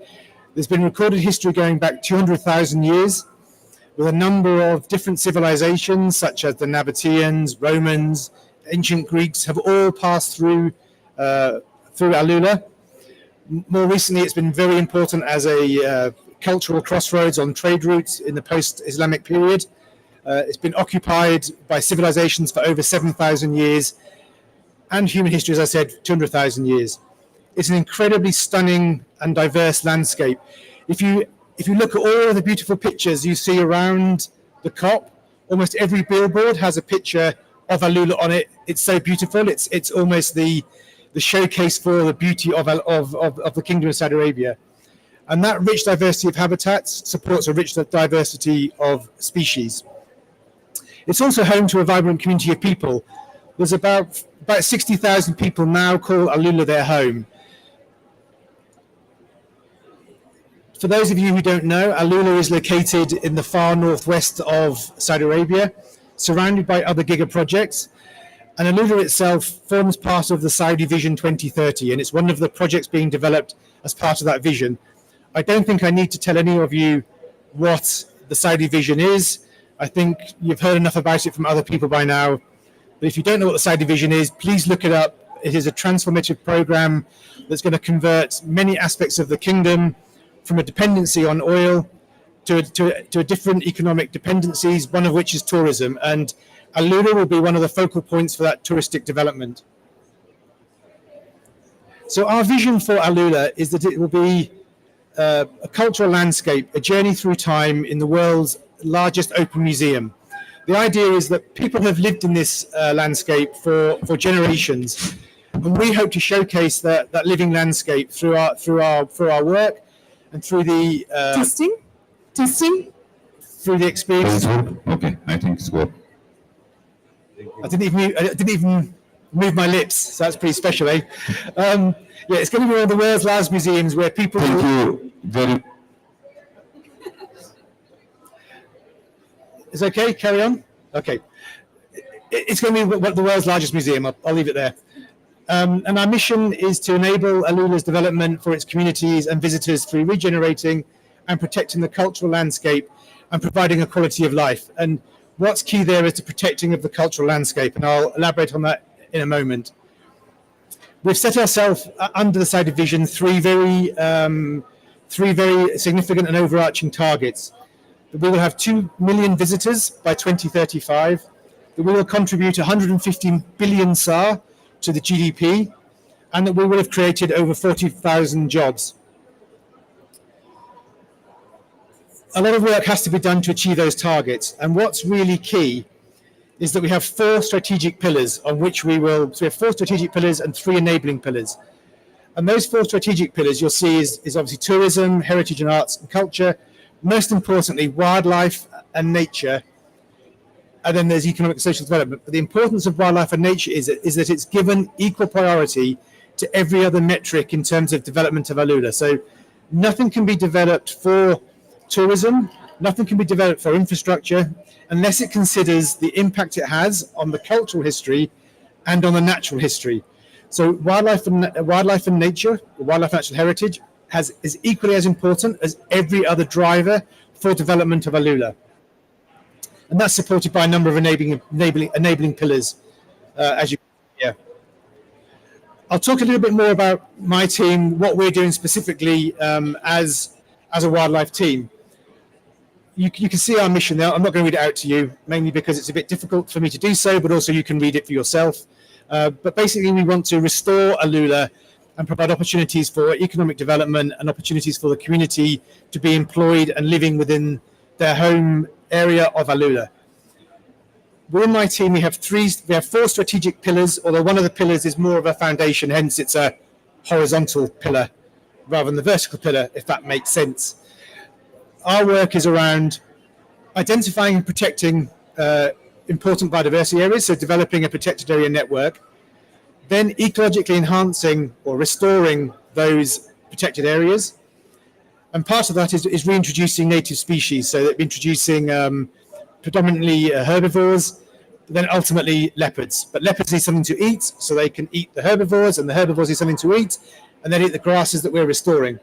Is a crude way to put it, maybe. Underpinning that is research, and then we have a number of enablers, so things like financial sustainability, outreach and collaboration, talent attraction and capacity building, and then continuous improvement through working through partners and coming to events like this and learning about the best international practice. Our vision has a number of targets. You can see here some of the key ones is things like protecting approximately 20,000 square kilometers of nature reserves, rehabilitating 65,000 hectares of rangeland, planting 10 million trees, etc., etc. You can see them there, or there. You don't need me to read them to you. Now this has stopped.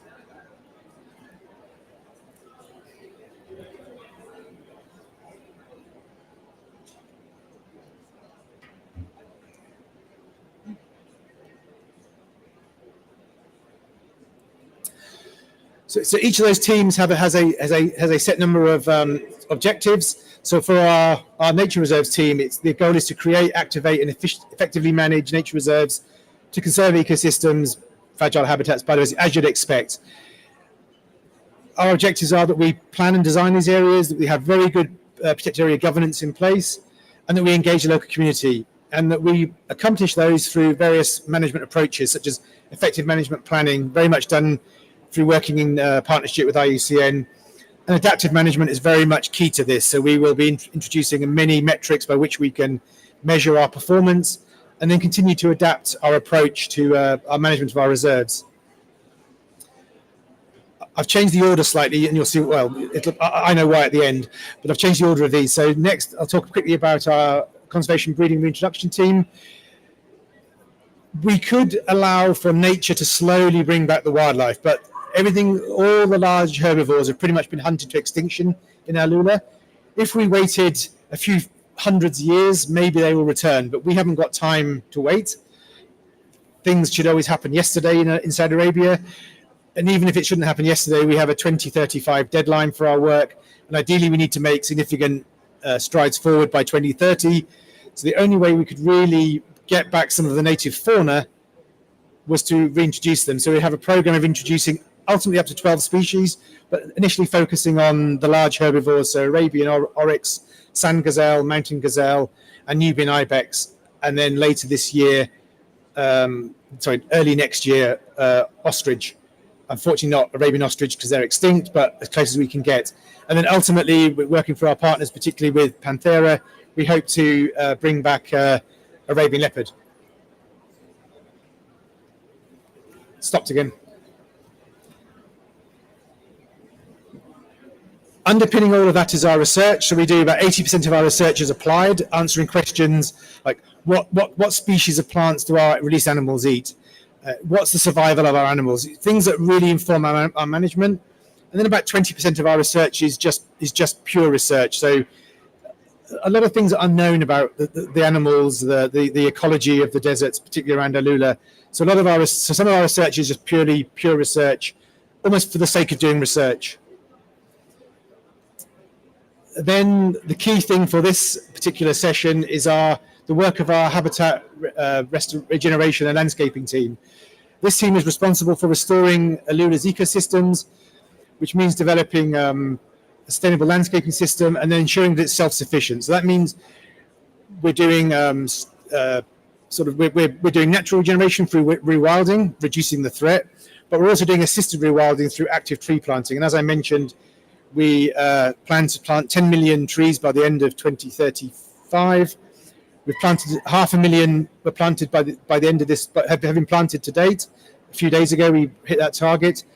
And we currently have one nursery providing all of our plants. So all of our plants come from collecting seeds in the nursery to growing them seeds from the reserves, growing them in our nursery, and then planting them out. And it's about an 8-month cycle. And that's currently self-sufficient. And we have an amazing team headed by Dr. Madawi at the back there. And they're producing about 300,000 plants a year. He's nodding his head, so I'm probably wrong or right, but he's nodding his head anyway. So good Madawi. 1,000 plants a year we're producing from our nursery, and we intend to build a bigger nursery to supply all of our needs, but not just our needs for planting in the nature reserves, but an additional need of about 20 million plants to plant in our landscaping areas. So our public spaces, our green spaces in Alula town, things like around hospitals, in our parks, and also around our hospitals and around our tourist areas. That team, and I'm not going to talk about this in detail because other people will do that, but the restoration team has a number of, under each objective, they have a number of priority tasks they have to complete to achieve these various objectives. And those are listed there. I'm not going to read them out. I don't expect you to read them. I think some people coming later will elaborate on these slightly. Underpinning all of that, at the moment we are very blessed that we have state funding under the Saudi vision.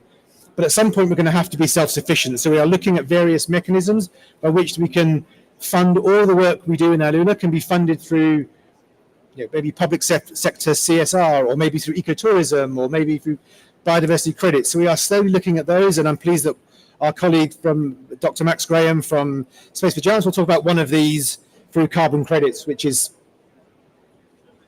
that one, payment-free ecosystem services. So Max will elaborate on that a bit. I'm sure once Max is finished, we will move up the list a bit higher. But at the moment, it's not quite super relevant for us, and it's not quite superly mature. But Max will convince us otherwise in a minute. Very important for us to involve the local community, and we're exploring ways by which we can basically do a horrible expression, but a cradle-to-grave offering for the local community that they can engage in the work we're doing from as early as possible, school children, all the way up to volunteering. That's my dream when I retire, that I can volunteer and really enjoy working in nature as opposed to working in nature and getting super stressed and grey and overweight. I look forward to retiring and be able to do it for fun. So we hope to create this journey for all of our communities to be able to, at some point in their life, engage with all the work we're doing in Alula. I'm going to quickly show you some photographs of Alula just so you know what we're talking about. It's an area of stunning natural beauty, as I said, and you'll see all the photographs around the COP showing you how beautiful it is. Very important historic for cultural sites. This is Hegra. It was the kingdom's first World Heritage Site. Very proud of it. You've probably heard of Petra, that place somewhere in Jordan. This is the more important one. Sorry, anybody from Jordan. This is the southern capital of the Nabatean civilization. The northern capital is in Petra. They're both beautiful places. They're both different. I would say this is better, of course.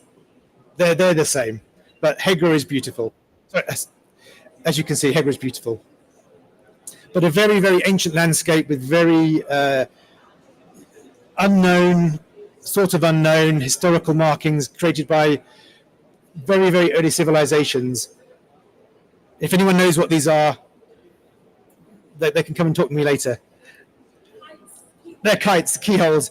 Some people say, oh, maybe they're signs to aliens, maybe they're messages to the gods. There could be something more mundane, like they're used to catch animals, and they're probably used to just corral your livestock, but they look like they should be messages to aliens, and I'm sticking to that one. Lots and lots of petroglyphs across Alula, 65,000 sites at least, probably many, many more. This one's really interesting because it's, I don't know whether you can see it, not very well, I don't think, but there's things like auroch depicted, extinct species. There's Arabian oryx depicted. There's probably an Arabian leopard on there somewhere. Just shows you what wildlife there was and how important wildlife was for the people that once lived in Alula.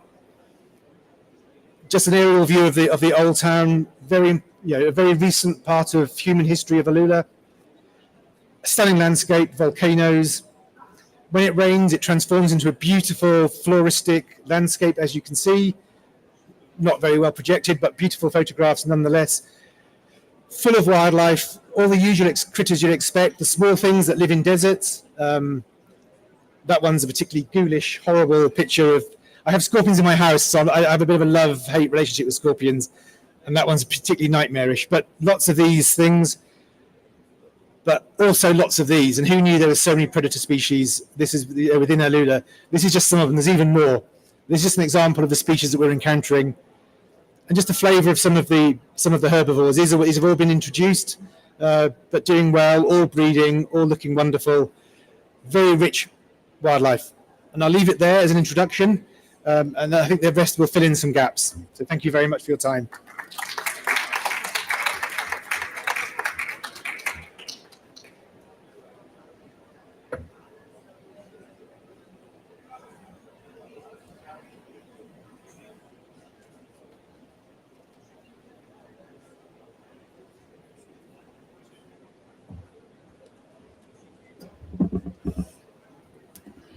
Okay, thank you, Stephen, for that wonderful talk on Alula. Please visit us in Alula.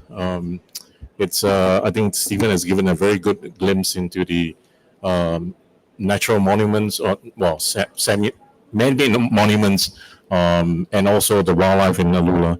So the next speaker is Dr. Elsher, the Regional Director for IUCN West Asia region, based in Jordan. Dr. Hani has joined IUCN Rover team since 2009, and has more than 2 decades of experience in protected area management, biodiversity conservation, environmental impact assessment, and natural resource valuation. So, Dr. Hani, please.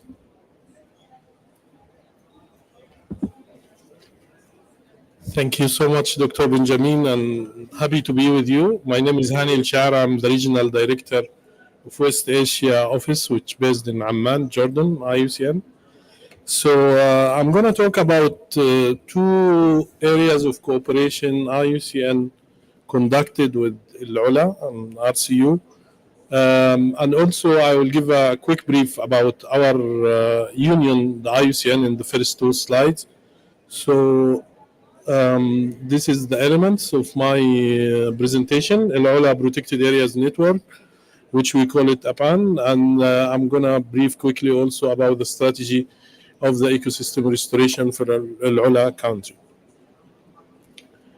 So before I start describing what we have developed in Al-Ula, I would like to give a quick brief about IUCN for the people who first attend with us. IUCN existed or founded in 1948. IUCN is the world's largest institution working in the globally. So we have more than 1,400 members globally. We in our database, the commissions and the people who are working with IUCN as experts, we have more than 18,000 experts in different topics. The only environment organization with official observer status at the United Nations. So this is why we are in the whole convention of environment running from here to there to support state members and NGOs, and also work to hand in hand with our state members and NGOs to implement our program, which we develop every 4 years during the Congress. This is why we call here in the world the home of the Union. So here you will find all the countries, NGOs, the organization coming to here to present their work and also to discuss the cooperation and work with us, because we believe, as our DG said in the Green Saudi Initiative in the morning, it is no time now. We have to work together. So this is the philosophy of the IUN. We need to work together, the business sector, the NGO, the government, the business sector. So we need now, it is the time to work together. Otherwise, our future generation will be in danger. So now I will talk about the partnership with RCU, which really we are so proud about it in IUCN. Because I have to say this, because this is a session of the RCU, the first place we worked in Saudi Arabia, it was RCU. And thank you for opening the door for IUCN to work with all the partners and colleagues here in Saudi Arabia to implement our program and to work also with the Saudi government. So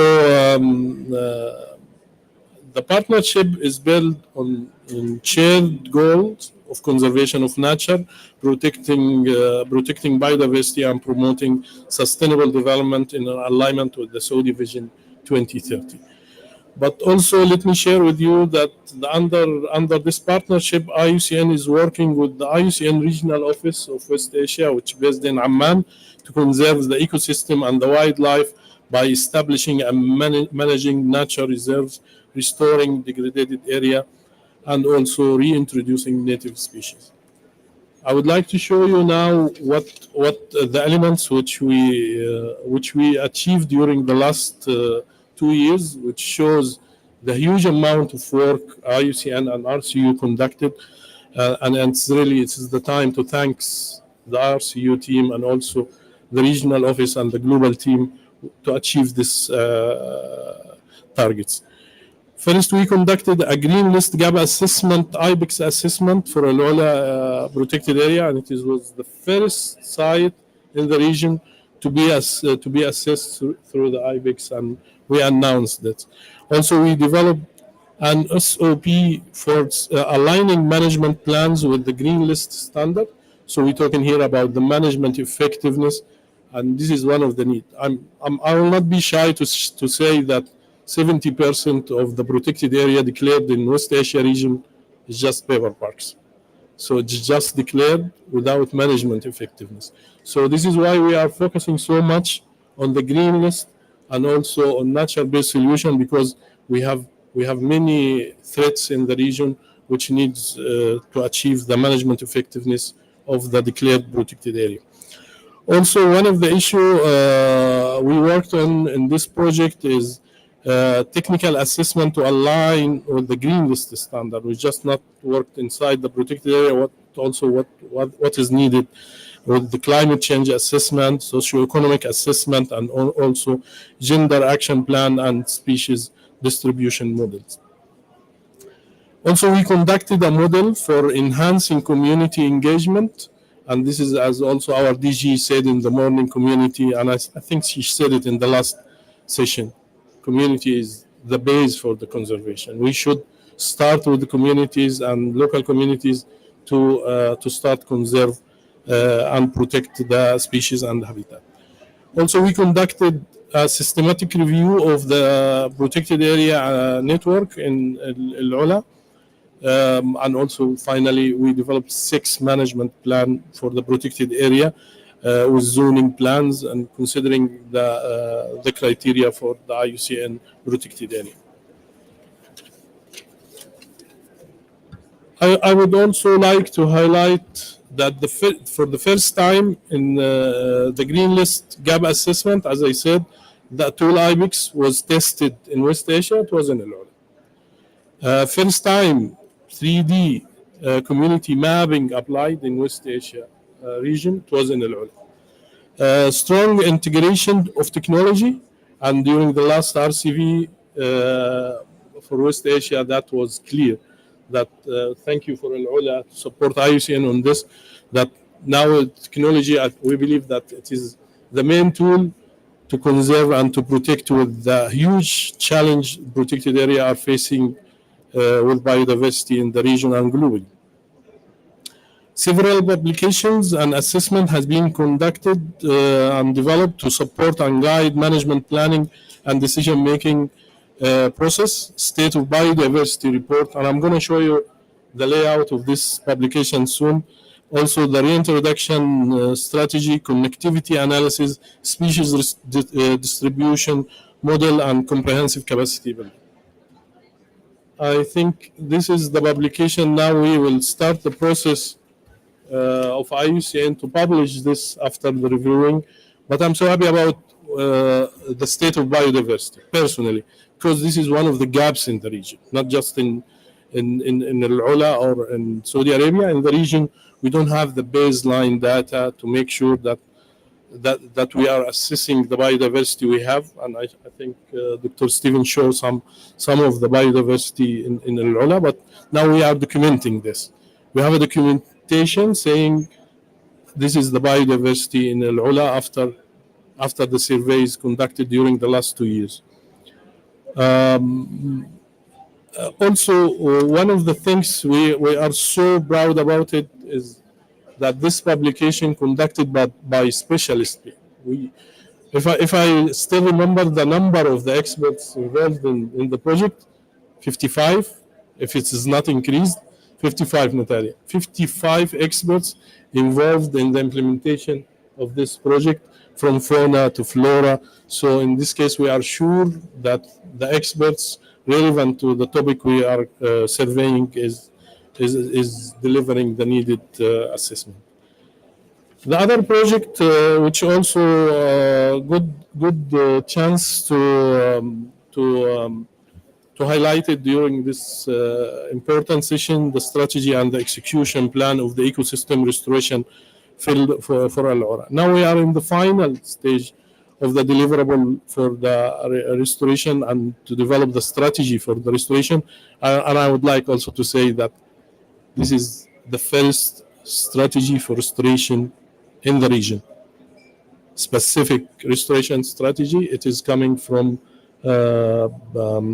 this project and all this from the analysis of the current situation, the baseline assessment, till we arrive to the strategy for restoration now in the pipeline. And I think early next year we can launch the strategy for restoration for Al-Ula.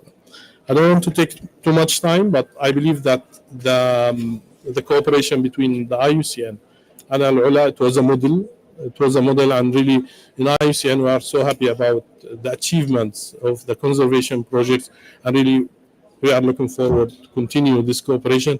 And finally, I would like to highlight, during this cooperation, Al-Ula became IUCN member, which for the regional office and the IUCN, this is something really we look for, because we need all the elements of the people who are working in the conservation to be together and to work together for better environment. Thank you so much.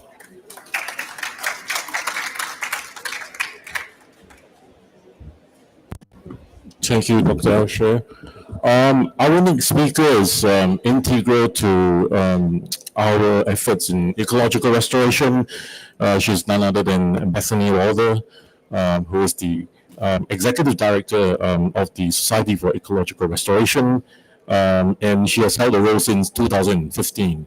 So she's got many years of experience in environmental conservation and restoration and education. And she's solely responsible for helping guide the Society for Ecological Restoration's overall work to achieve its mission in the advancing the science, practice, and policy of ecological restoration. Bethany, please.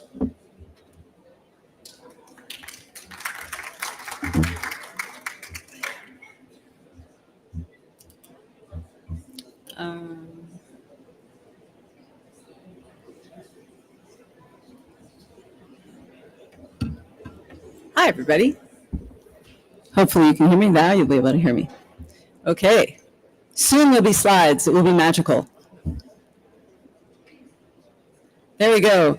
All right. So big thanks to RCU for inviting me here, to my esteemed colleagues on the panel, and to all of you for listening. I am excited to talk a little bit about, let's see. Have my timer going, and I pressed the wrong button. I'm going to talk with you very, very briefly about who the Society for Ecological Restoration is, and then give you a little bit of the global context about ecological restoration, and then how we are trying to develop with RCU a standards-based restoration plan. So the Society was founded in 1988 by practitioners and scientists interested in ecological restoration. And as Ben just said, our mission is to advance the science, practice, and policy of ecological restoration for biodiversity, for climate change, to address climate change, and also to reestablish an ecologically healthy relationship between people and nature. So it's already come up in both of the first two presentations. Community and people are a huge part of this. Restoration isn't just about nature, but it's also about people. We have over 5,000 members in 138 countries around the world.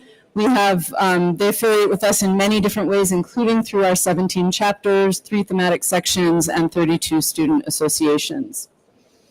And we publish the journal Restoration Ecology, we do standard setting, and one of the most exciting ways to get involved with SER is through our World Conference. Our next one is just under a year from now, and the call for abstracts is going to be opening up later this month, so pay attention, and we hope to see you in Denver next year. But you're not here to learn about SER, you're here to talk about restoration, so I want to focus a little bit on what's going on with restoration globally and how we're looking at applying that here in Saudi Arabia. Or not in Saudi Arabia, sorry, in RCU specifically. I'm not doing anything countrywide. So there's a lot of global commitments and agreements related to restoration. And we're here at the UNCCD COP. There was just the climate COP and also the biodiversity COP. And at the biodiversity COP in Colombia, Brazilian Environment Minister Marina Silva commented that restoration is the thread that is woven through all of the different Rio conventions. And I think this is a really important observation. It's also in the SDGs. And what we'd like to see, and what I think is happening through the UN Decade on Ecosystem Restoration, is we're trying to take that thread and build it into a really, really strong, unbreakable cord between these different entities and the importance of restoration. So we're here at the UNCCD COP, and the UNCCD has 3 main actions, and the third one is to ramp up efforts to restore and return degraded lands to a natural or more productive state. But what you can see if you look, and I know it's pretty small, these screens, and you probably can't read it, but right above that little triangle pyramid in the conceptual framework for the UNCCD, it says the goal is a level balance. It equals neutrality, it equals no net loss. And so when we think about restoration, I think we have to think about this idea of going beyond no net loss to actual gain. In the climate COP, they want to talk about net zero or below, right? But in this context, in restoration, we want to talk about gain. We want to think about this in a different way. And so when you look at the biodiversity COP, in the global biodiversity framework, we have target 2. And many of you have probably heard of the 30 by 30 target, that we're going to have 30% conserved. There is also a 30 by 30 target for restoration, which is for 30%, to bring 30% of areas of degraded terrestrial, inland water, and coastal and marine ecosystems under effective restoration to achieve a number of different goals. And so that is going to require the different parties, which are most of the same parties for the UNCCD, to set national targets and to look at 4 key outcomes: biodiversity, ecosystems, functions, and services, ecological integrity, and connectivity. And to do that, we need to implement effective restoration. So working with the CBD and the FAO, SER last month released a guide for implementing Target 2 of the GBF.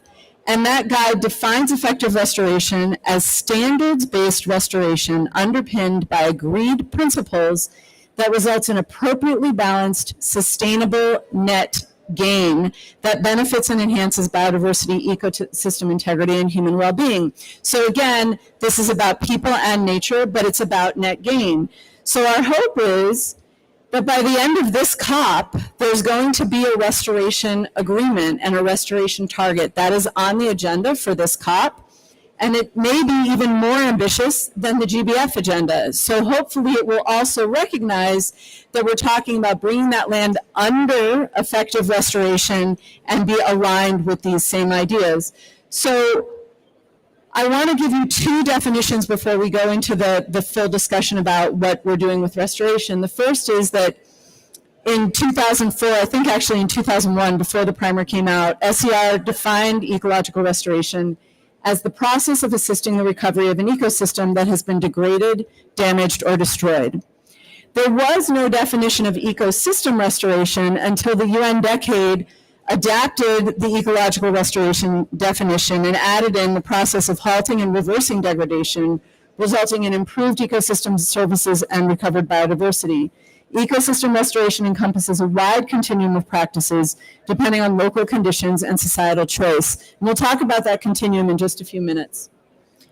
So SER works globally to try to standardize and improve the delivery of restoration. We have a lot of resources and we partner with many, many other organizations. Maybe some of you have been part of those processes. Today I'm going to talk mostly about the international principles and standards, also the UN decade standards that we developed with FAO and IUCN CEM on behalf of the UN decade, and with about 50 other organizations as well. And then I mentioned briefly the GBF guide. But why are standards important, and why is effective restoration now defined as standards-based restoration? Because standards improve quality and that improves outcomes. They build a common foundation for the practice of restoration. And for funders and for parties, for countries, for entities like RCU, they reduce risk and uncertainty. That is a really big deal when we have limited dollars to implement restoration. And that means we get a better return on our restoration investments. And you can see they also assist with other things like quality assurance and creating consistency in design and delivery. If you want to learn more about the standards, I encourage you to go to our website. You can see all of the different standards we're involved with at ser.org/standards. And then we also have a bunch of different tools available on our standards tools website. So with that, I want to talk specifically about RCU now and the kind of work that we're doing there. So as I already mentioned, we have a series of principles, and I'm going to walk through the SER principles in conjunction with the UN decade principles and how we're applying those in RCU in Alula County. So I would typically start with principle 1 from SER, but I'm starting with SER principle 8, which is our final principle, which is that restoration occurs along a a continuum of restorative activities. And I already referred to that in the definition from the UN decade, and what you can see is that ecosystem restoration is defined as everything across that continuum, and ecological restoration occurs on the right-hand side when you get into re-establishing native ecosystems. So the UN Decade Principle 1 is distinct from the other SCR principles in that all ecosystem restoration for the UN Decade should contribute to the UN Sustainable Development Goals and the Rio Conventions. So we already heard from Stephen that ALULA has a plan for a minimum goal of 65,000 hectares under restoration and 10 million seedlings planted. And that's going to help Saudi Arabia achieve its commitments under the Global Biodiversity Framework, the NDCs, and also the current LDN objectives or any future restoration target that might be set here at this COP. SCR's Principle 1 is about engaging stakeholders, and it's similar with UN Decade Principle 2. SCR has something called the Social Benefits Wheel, which has 6 key attributes, as well as 18 sub-attributes that can be measured in looking at how we engage stakeholders and build economies and integrate and have a holistic approach to restoration. For the work with ALULA County, our partner, we're doing this in partnership with Wadi Jordan and with the Lebanon Reforestation Initiative. Wadi is responsible for the community engagement, and they started with a gap analysis looking at the stakeholder engagement that RCU has already done, as compared to about 40 best practices defined in the UN Decade Standards of Practice. And then we dashboarded all of that, and there's plenty of yellow and red as well. It's not all green. This is a nice picture. And then we're working with, sorry, I won't go there yet. We're working with Wadi and with RCU, and in the final restoration plan, already we've addressed some of the things that were read in the gap analysis, and we've provided a whole stakeholder engagement plan for how to ensure that we have as much green or yellow as possible. The second principle is that restoration should draw on many types of knowledge. That means traditional ecological knowledge, practitioner knowledge, local knowledge, as well as scientific discovery. If we want evidence, we need to use all of the kind of evidence into decision making.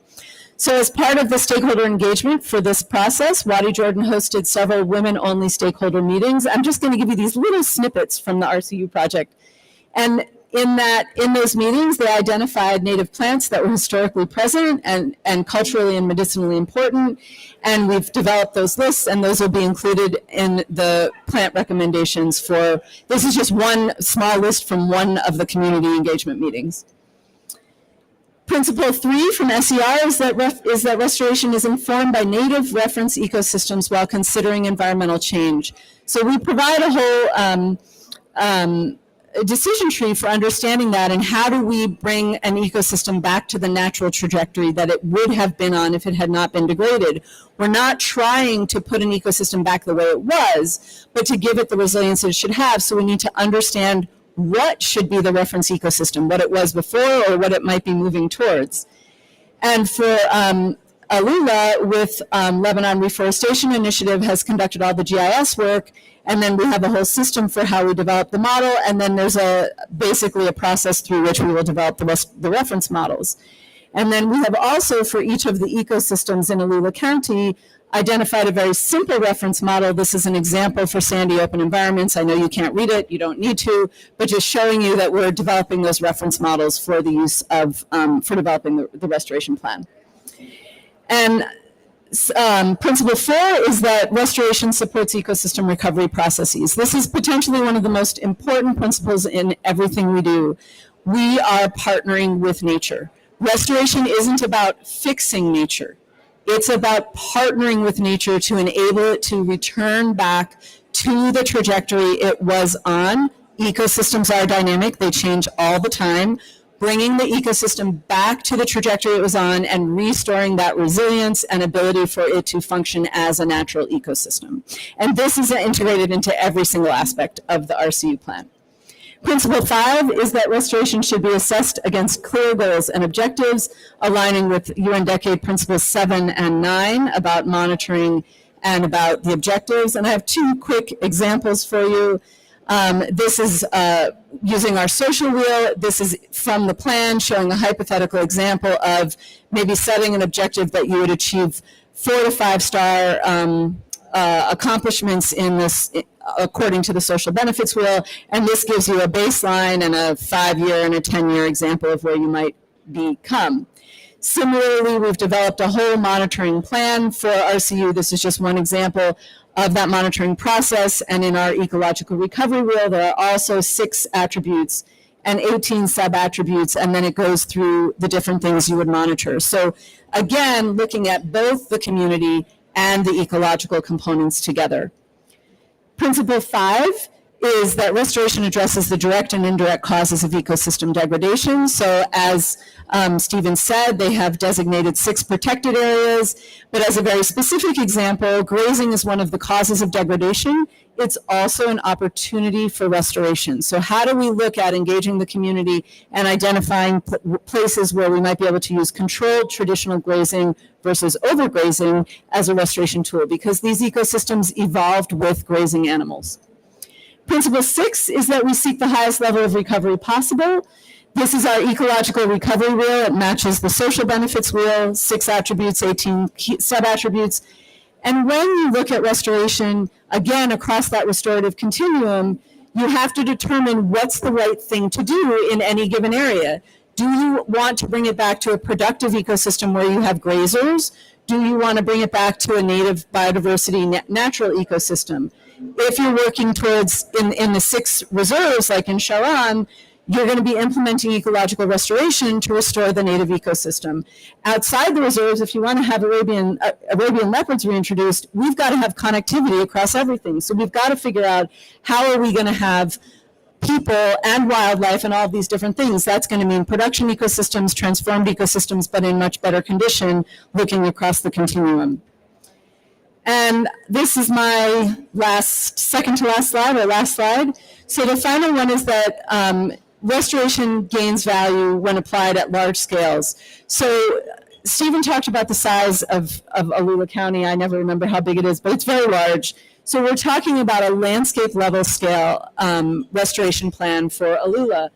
And we're looking at how we do that, how we associate and bring in long-term restoration approaches across the county, looking at the restoration of core areas, but also connectivity between them so that we can have the prey species and the predator species that belong there, the social, cultural, and ecological investments that will be required to bring restoration to scale, and also the intradepartmental and interdepartmental coordination that's needed for this to happen effectively.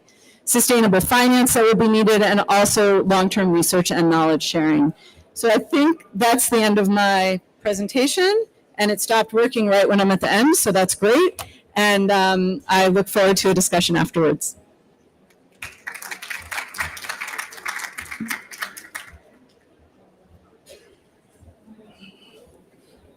Bethany, thank you for all the insights into ecological restoration, and I really look forward to the completion of the restoration strategy so that it provides comprehensive roadmap for ecological restoration. Thank you. Okay, so the next speaker would be Dr. Max Graham.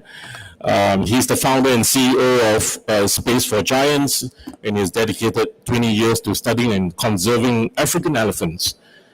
He founded Space for Giants in 2011 to combat poaching and manage human-elephant conflicts. Today, Max leads Space for Giants in 9 countries, focusing on sustainable conservation through investment, capacity building in protected area management, and natural resource management.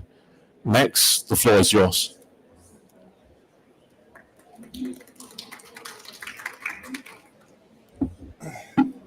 Afternoon, everyone. You all still awake? I think we're only day 2, I think, of this COP, so long way to go. I'm going to have to lean down on this. It's always quite frustrating for me to have to lean down on things because I'm too tall. I'm going to talk about a really exciting project that we've embarked on with the Royal Commission of Alula, which is something I'm pretty passionate about, which is carbon sequestration. A great opportunity Oh, that would be great. Yes, thank you.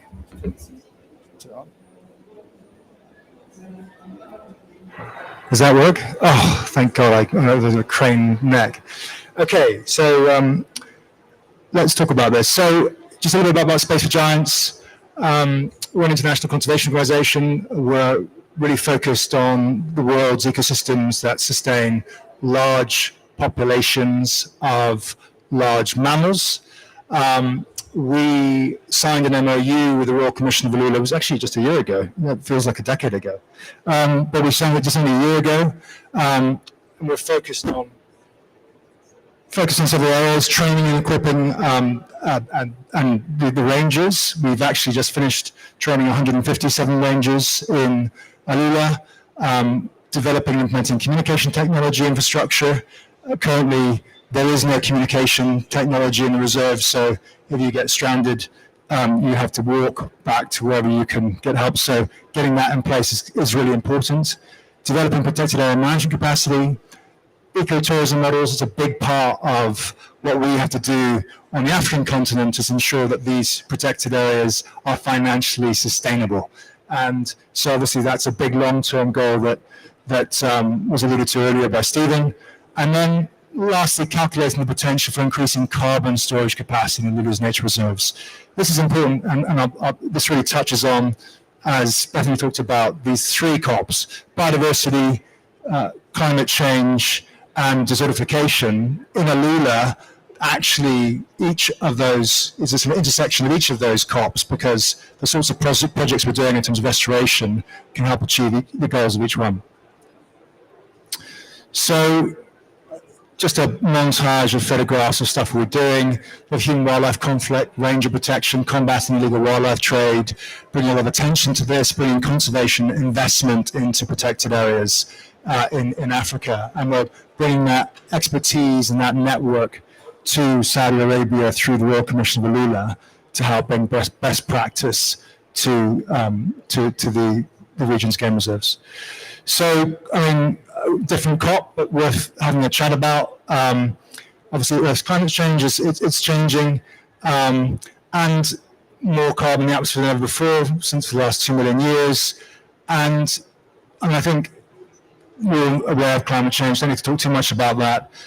In terms of what the impact of climate change is on ecosystems and biodiversity, there's up to 1 million species at risk of extinction, and there's more intense desertification happening as a consequence of climate change. And obviously, more freshwater scarcity, rising sea levels, threatening coastal habitats. So this is all really important from the context of Saudi Arabia, which is a water-scarce country. So, and obviously in the UNCCD strategic framework, what we're looking to do is neutralize land degradation by 2030. So, in each one of these, improve conditions of affected ecosystems, increasing the resilience of populations of ecosystems, mitigating, adapting, and managing the effects of drought, mobilizing resource and partnerships. In a way, all those goals are absolutely pivotal to what's happening in Ulula.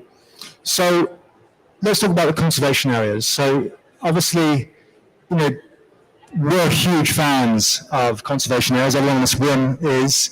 They do so much in terms of achieving goals, but big ones are carbon sequestration.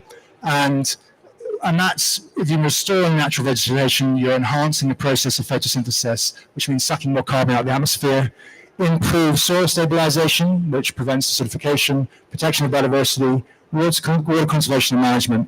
And obviously there's huge educational impact of protected areas. Being able to go and see these places, and I'm looking forward to this Cradle to Grave program for the Royal Commission of Ulula, but actually children, young people, old people all going to see places like Sharan and seeing the power of restoration is going to be a huge impact for the kingdom in terms of seeing what can be done elsewhere.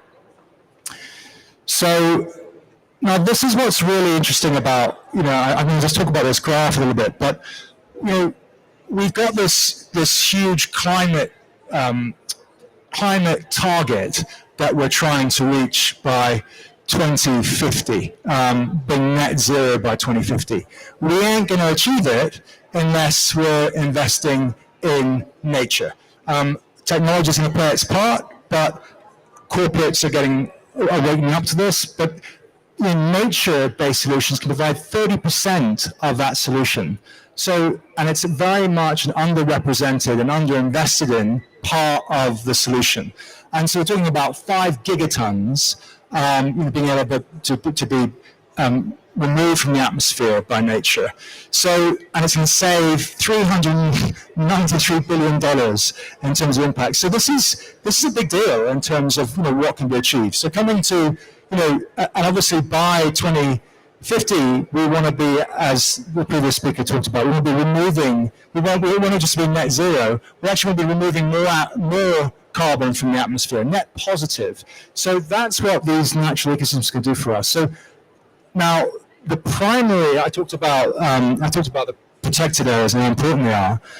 The primary way in which we achieve and secure carbon sinks is through protected area creation and management. And yet our existing protected areas, 80% of them, are totally under-resourced. So we've got this huge challenge where we're not actually looking after our current sinks. So the process of restoring existing protected areas is as important as thinking about going outside. We think about the African continent, where actually the majority of protected areas have no resources for their management.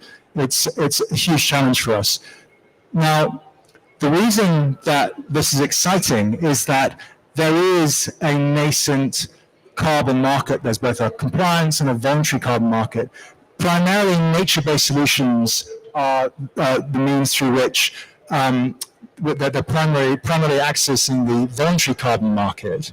And we've just written a white paper on this, on building Africa's carbon economy, which talks about building a pipeline of about 1 billion credits of carbon credit projects, each involving the restoration of protected areas. What's been so fascinating about that journey is there are primarily 2 challenges to really getting this off the ground, getting off access to the markets for nature-based solutions. And the first one is an enabling environment, and the second is the lack of early-stage finance. What's so exciting about Saudi Arabia is we've got all the political will in the world, so the enabling environment's here, and the early-stage finance is here. So, very different conditions to elsewhere, really setting up Saudi Arabia as a potential mover and shaker in this space, a leader in this space. So now, what we've done with Royal Commission for Lula is we've started this process of assessing what the carbon sequestration capacity of Alula is. So in order to do that, we've had to start, it's 1.3 million hectares of land, so it's a huge protected area network, one of the biggest in the world. And what Stephen always reminds me is as soon as you get off the plane, you're in a nature reserve in Alula. So big area, but currently a lot of the reserves are in a state of degradation with the exception of Shiran. So what we've been doing is actually going out and measuring these carbon stocks. This is a wonderful photograph of enthusiastic scientists from local and international going out and collecting samples. We had to bring in this very exciting oven. It's not a conventional oven that you can cook your dinner in. It's a carbon oven we brought in very hard. First one that's been brought into the Arabian Peninsula, I believe. And coincidentally, ironically rather, you end up having to burn bits of acacia vegetation to get an idea of its weight. But what we've been doing is measuring above ground biomass, below ground biomass, soil organic carbon.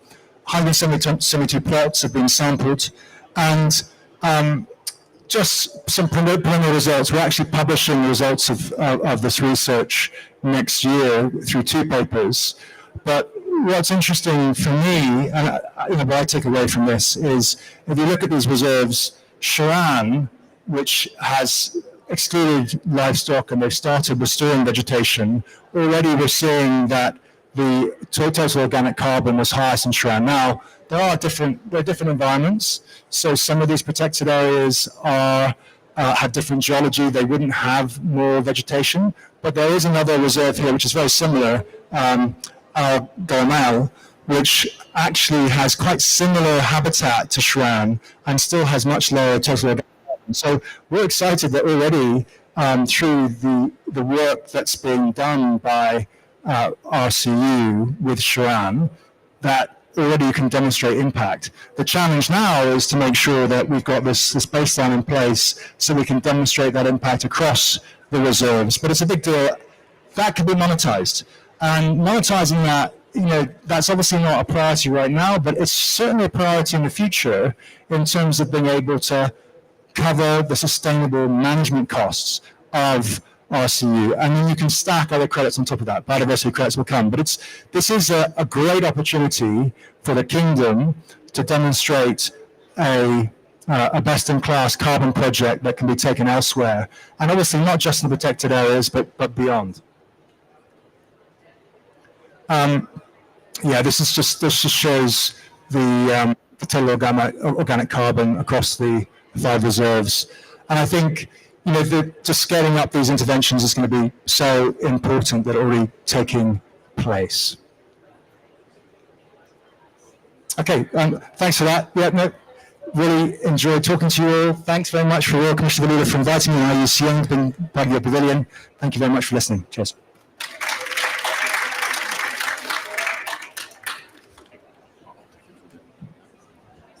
Okay, thank you, Max. That was great, and I enjoyed working with your carbon assessment team, top-notch scientists. Okay, so for the last talk, it's actually a duet of two people. The first would be Dr. Keshap Gogoi, who is currently the coordinator and relationship manager in Panthera. He's a National Geographic explorer, and has got research interest in large carnivore ecology and also the interactions of humans. The second speaker is Dr. Caroline Dunford, sorry. She's a conservation scientist at Panthera, focusing on the Arabian Leopard Initiative, and her quest is to find out if there are any leopards remaining in Saudi Arabia. So she uses technology and machine learning to study large carnivore behaviors and habitat use and population trends. Their work is actually central to the efforts to reestablish wild Arabian leopards and advance conservation science for large cats globally. So, Keshap, please. Thank you.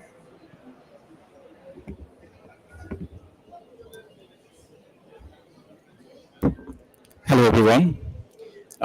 Esteemed guests, dear colleagues, friends, ladies and gentlemen, Assalamu alaikum wa rahmatullahi wa barakatuh. I'm Keshav Gogoi, currently coordinating the fieldwork of Panthera in the Alola County. Let me first start by giving a small introduction about Panthera.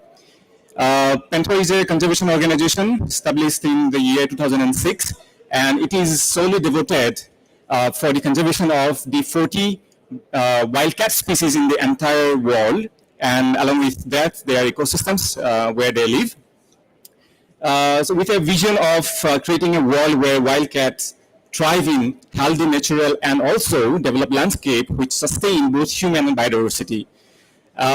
So Panthera have a very wide global reach, as you can see in this map.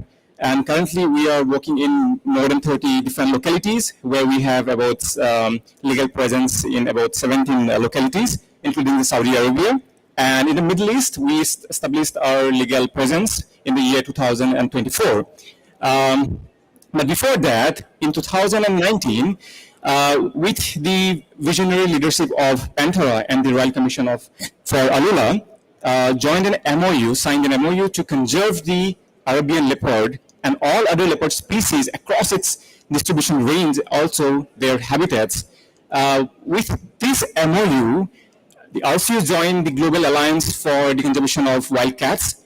So this alliance is first envisioned and started in the year 2014 by the leading philanthropist and also the founder of Panthera, Dr. Thomas Kaplan, with His Highness Prince Mohammed bin Salman, Mohammed bin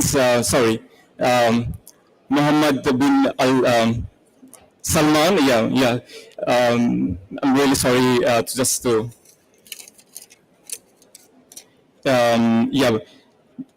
Prince Mohammed bin Zayed Al Nahyan. He was the crown prince of Abu Dhabi at the time and also the current president of UAE. With this alliance, with RCU, Panthera has collaboratively started working in this landscape, and we have few important deliverables and objectives with RCU to deliver for the conservation of the Arabian leopards.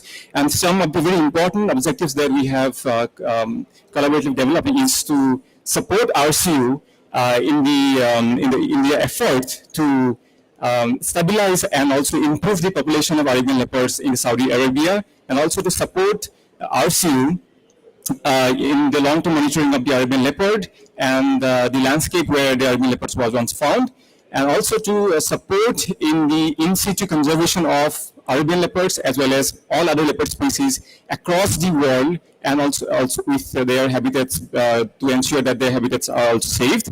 And we have also very actively engaging with the communities to involve them in the conservation process. So far it has been 5 years in the collaboration with RCU, and it has been we have reached many milestones. And I would now hand over to my colleague Caroline Danforth. She will be explaining more about the work that we have done collaboratively with RCU. Thank you so much.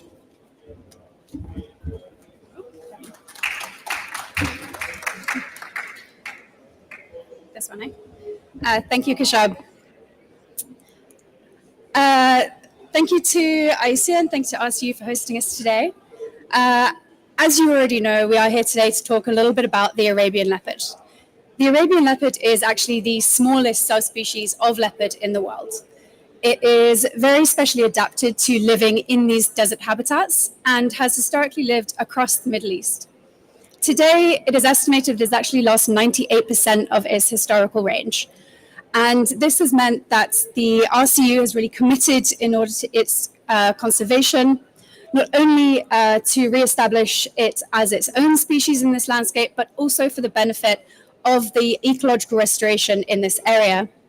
Big cats are real keystone species, and they contribute to the regulation of herbivores in the area, which in turn contributes to the restoration of vegetation, which in turn contributes to soil restoration, water quality, and the overall ecosystem health.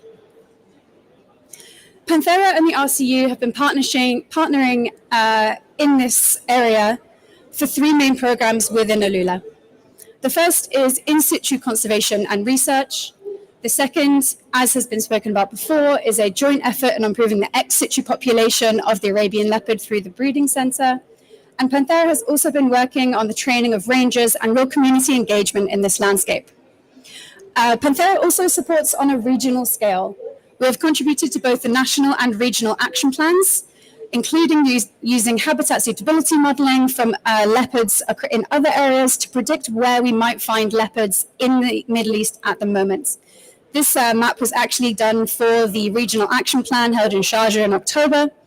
And it's really trying to facilitate discussions around where we can best conserve these Arabian leopards. We're also currently contributing to the Green List assessment run by the IUCN, and this hopefully will be published in the coming years and contribute to the future conservation efforts of Arabian leopards over the coming decades. Back in 2019, when Panthera joined the RCU in this real nationwide mission to conserve the Arabian leopards, it started with a search for what the status of this Arabian leopard might be in Saudi Arabia. Panthera went to local people, we spoke to local experts, and we used habitat suitability modeling and current data in order to look for where Arabian leopards might currently be existing in this landscape. We then went and surveyed over 110,000 kilometers squared using camera trapping and gained nearly 2 million camera trap images to date of wildlife in this area and across the southwestern mountains of Saudi Arabia, where we thought leopards might still be persisting. We also did 843 questionnaires with local people, asking them about their experiences with local wildlife. Have they seen or heard of Arabian leopards and other wildlife in their local area? We also used modern technologies to analyze DNA from 97 scats to try and see if we could find any evidence of Arabian leopards in this landscape. While our efforts have not yielded any evidence that we have found Arabian leopards yet, we would love to think that they do still exist in the wild, where we might be seeing transient individuals, potentially coming from the population that we know is established in Yemen.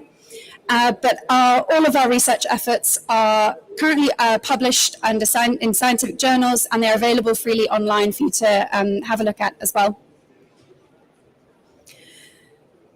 Panthera and the RCU are really now focusing on the ecological restoration of these landscapes in Alula, as my esteemed colleagues have already spoken about.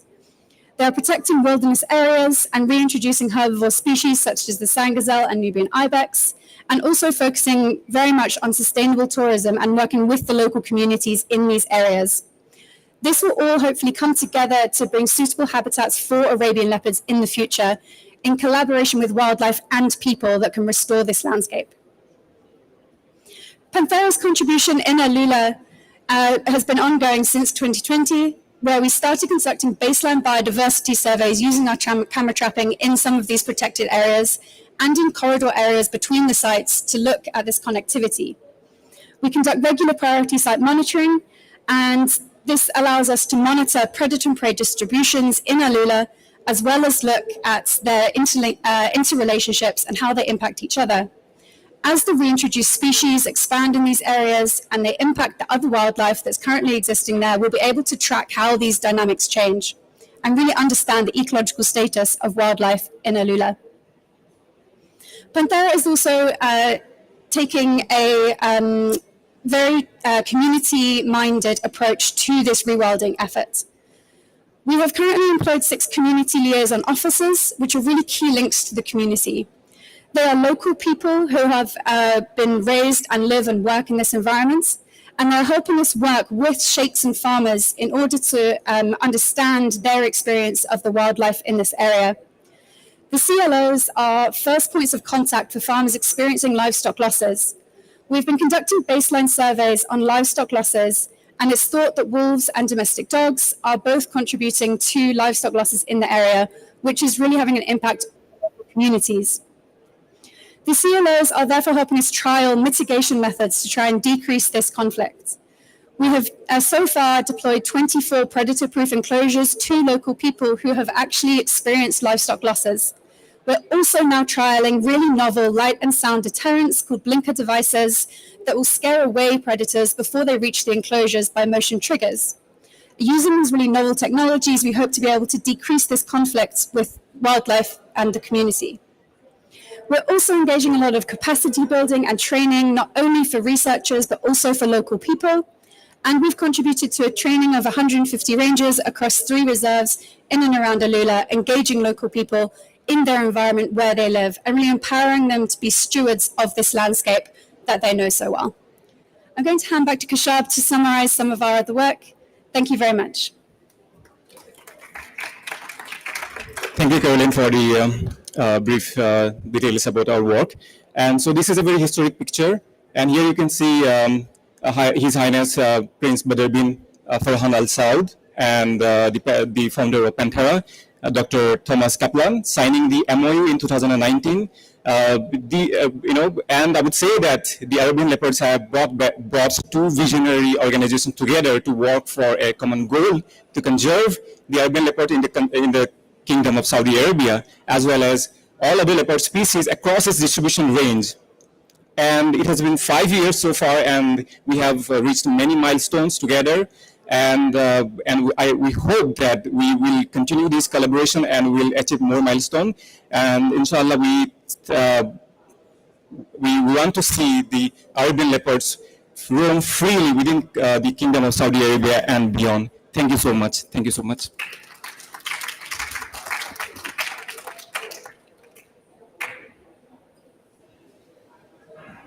Thank you, Caroline and Kashab, for bringing this exciting session to an end with your talk on the Arabian leopards, and thank you for also for the conservation optimism. So I would like to open to the floor for any questions for our panelists. If you have any questions, please raise your hand, introduce yourself, and we'll bring the mic to you. Any questions? Yes, Elizabeth?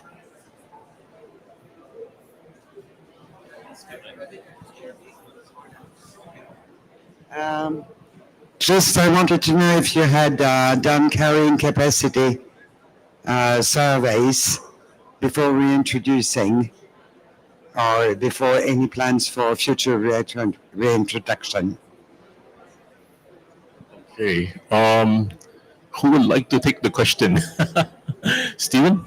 Yeah, sorry. I'm sure Ben could answer that, but I will answer it. Yes. But I will elaborate. Yes, we have. I mean, initially it was a little bit of a sort of lick your fingers, stick it in the wind. How many animals do we think we could reintroduce to Alula? We then did a bit more of a bench exercise to refine those numbers. We also worked, part of the work with IUCN was to do some carrying capacity estimations. And if that wasn't enough, we're also now doing a 3-year project with a consortium from Australia, experts in carrying capacity, to actually really get into the field, collect plants, measure biomass, et cetera, to really give us some precise numbers. We can then feed into models, and then we can each year sort of model, what's going on.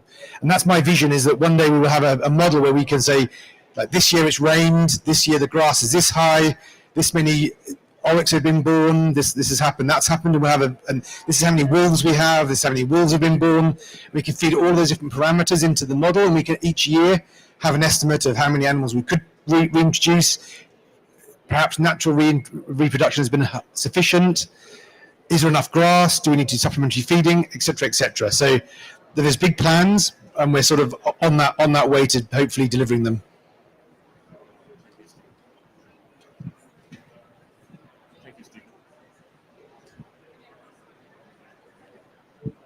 Yes, Your Highness. Thank you so much. It was a very interesting presentation by everyone. I have 2 questions, one for Dr. Stephen and one for Dr. Max. So my question for Dr. Stephen Bani is, you presented the beautiful photo in Khaybar, the keyholes in the kites. I want to know how do you see the nexus between heritage and conservation? And do you have plans at RCU on working on wildlife projects in Khaybar and Taima as well? And can I ask the second question now to Dr. Max? Yeah? Dr. Max, so I've heard about your work at Space for Giants. I really like it. I heard about it when I visited the Sheldrich Trust in Africa, the orphanage center. I'm sure you've heard of it. That's when I heard first about Space for Giants. So I'm just wondering, because in Saudi Arabia at the moment, it's interesting that you're doing ranger training, but there's no association, national association for rangers in Saudi Arabia at the moment. How are you doing this? Under what mandate? How are you making this legal? And do you have plans to arm the rangers? And how is that going to be happening legally? Thank you. Thank you, Your Highness. Stephen, would you like to take the first question? Thank you, Princess Avir. It'll stretch my knowledge a little bit. It's not my speciality, heritage, but I mean the nexus for us in developing Alula as a tourist destination. Our former CEO said to me once, people will not come to Alula as a eco-tourist, or they will not come to Alula as a heritage tourist. They will come to Alula as a tourist, and by being in Alula, they will be exposed to beautiful landscapes, wildlife, art, heritage, history, culture, etc. So I think it adds to the offering that we will be presenting in Alula: heritage, wildlife, all the things I mentioned. I also think if we can build and appreciate, people that appreciate wildlife are probably going to appreciate culture. they're going to appreciate history. I think building that sort of appreciation of all of these important aspects of our life, our civilization, will strengthen the message as well around protection of these valuable assets, be they heritage or whatever, or wildlife. Yes, we have plans for Khyber, particularly because we have a nature reserve there, and Tamar to the north. It's a very small area that we're operating in, but working with colleagues from King Salman Reserve, I'm sure we will be doing something in that area generally. Did that cover all of the questions? There was multiple stages. Okay, great. I'll hand you over to Max for his slightly more thornier question. Good question. Thank you, Your Highness. And I like your leopard skin demonstration. Yeah. So I think what's important to know is that there is international standards for rangers. So there's a World Ranger organization that creates some basic standards. And I think what's been very interesting in terms of the journey with the Royal Commission of Alula is the question, what is a ranger? I think, from the outset, a lot of people have applied for the job. It's an incredibly exciting job to be a ranger, but actually in terms of what the requirements are and creating the standards and creating the standard operating procedures and the criteria, getting those in place, that's been a journey. And I think what we've done is we've created a curriculum which is representative of those global standards and bringing those rangers up to those standards. So it's everything. For example, I was out about 6 weeks ago and training the rangers on first aid so that if anyone gets injured in the field, they can apply a tourniquet. And we had a whole group of rangers, someone forgot their tourniquets, everyone had to do 20 push-ups, and getting people to a basic level of fitness and health. But then obviously the question you ask is around law enforcement.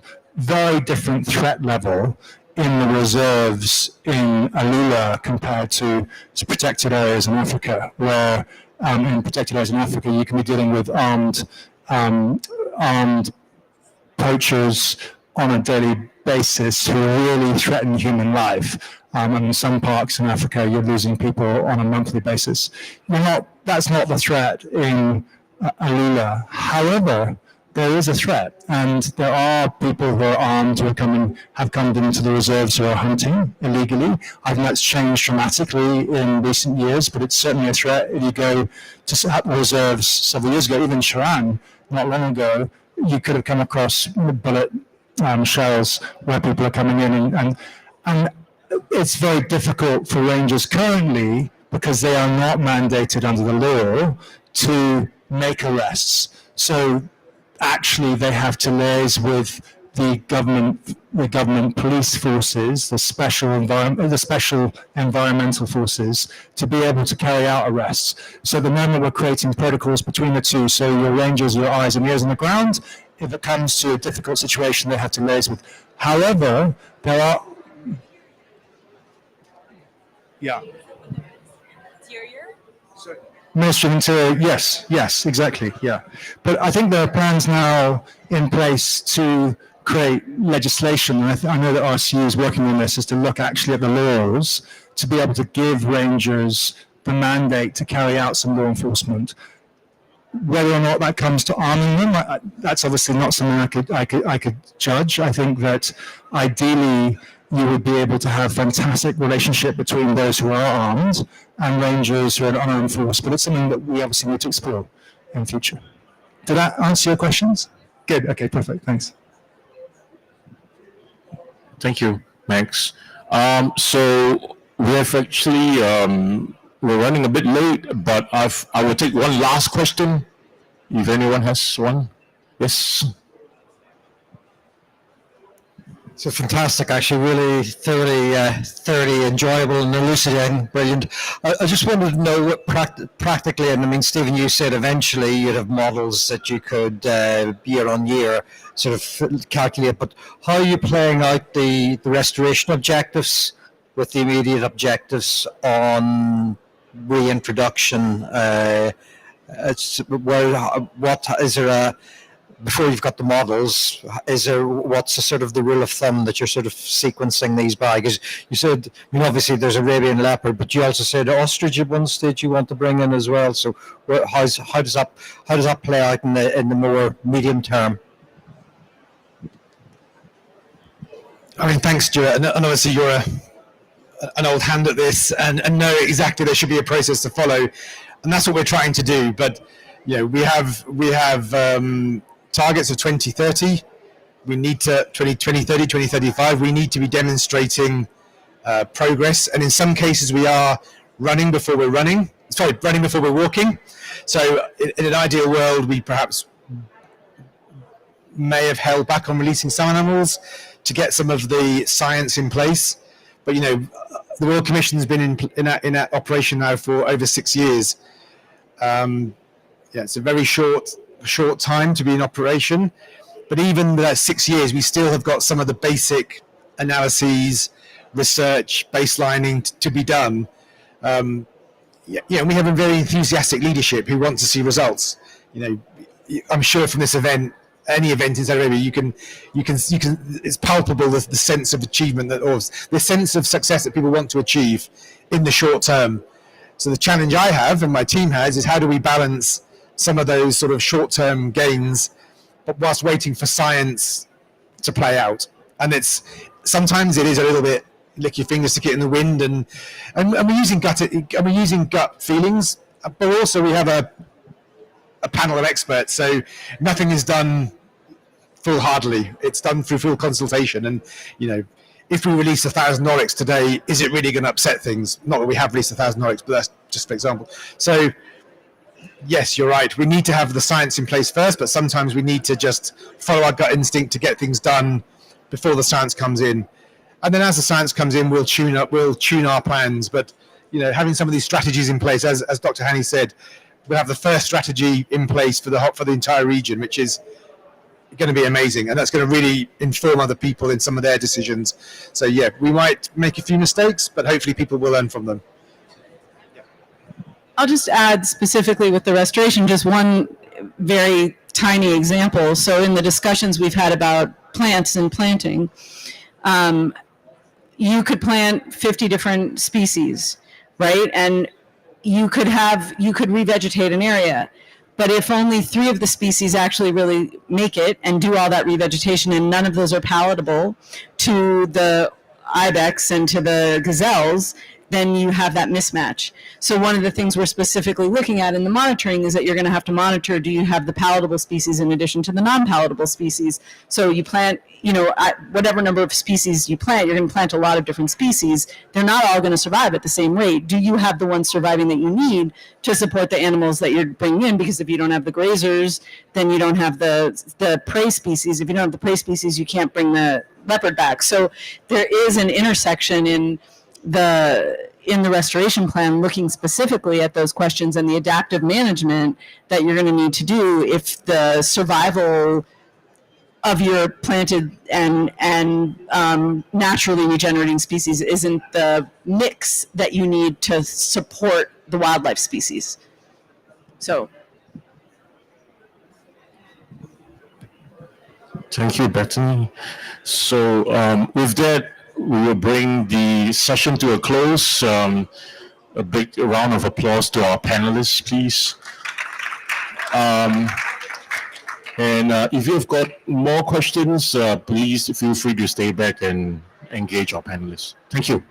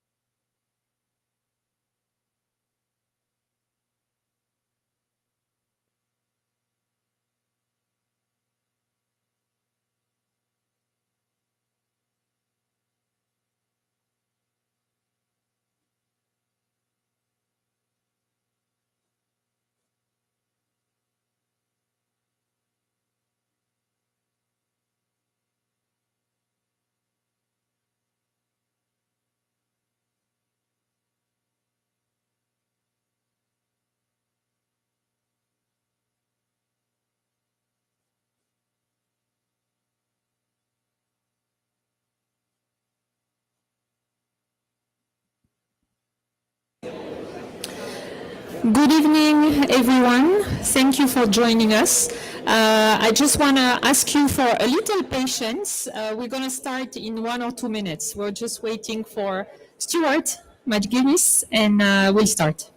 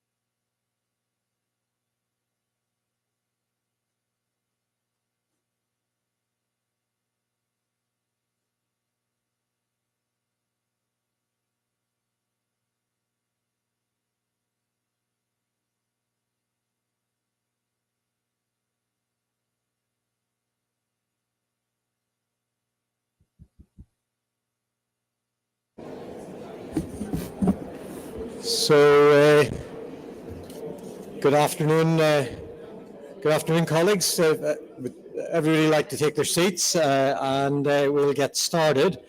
So, welcome. My name is Stuart McGuinness. I'm the Deputy Director General of IUCN. I'm actually quite very pleased about this this event. Partly because although I spent all my life in conservation, I come from a small farming background myself. So I've got a special affinity for this.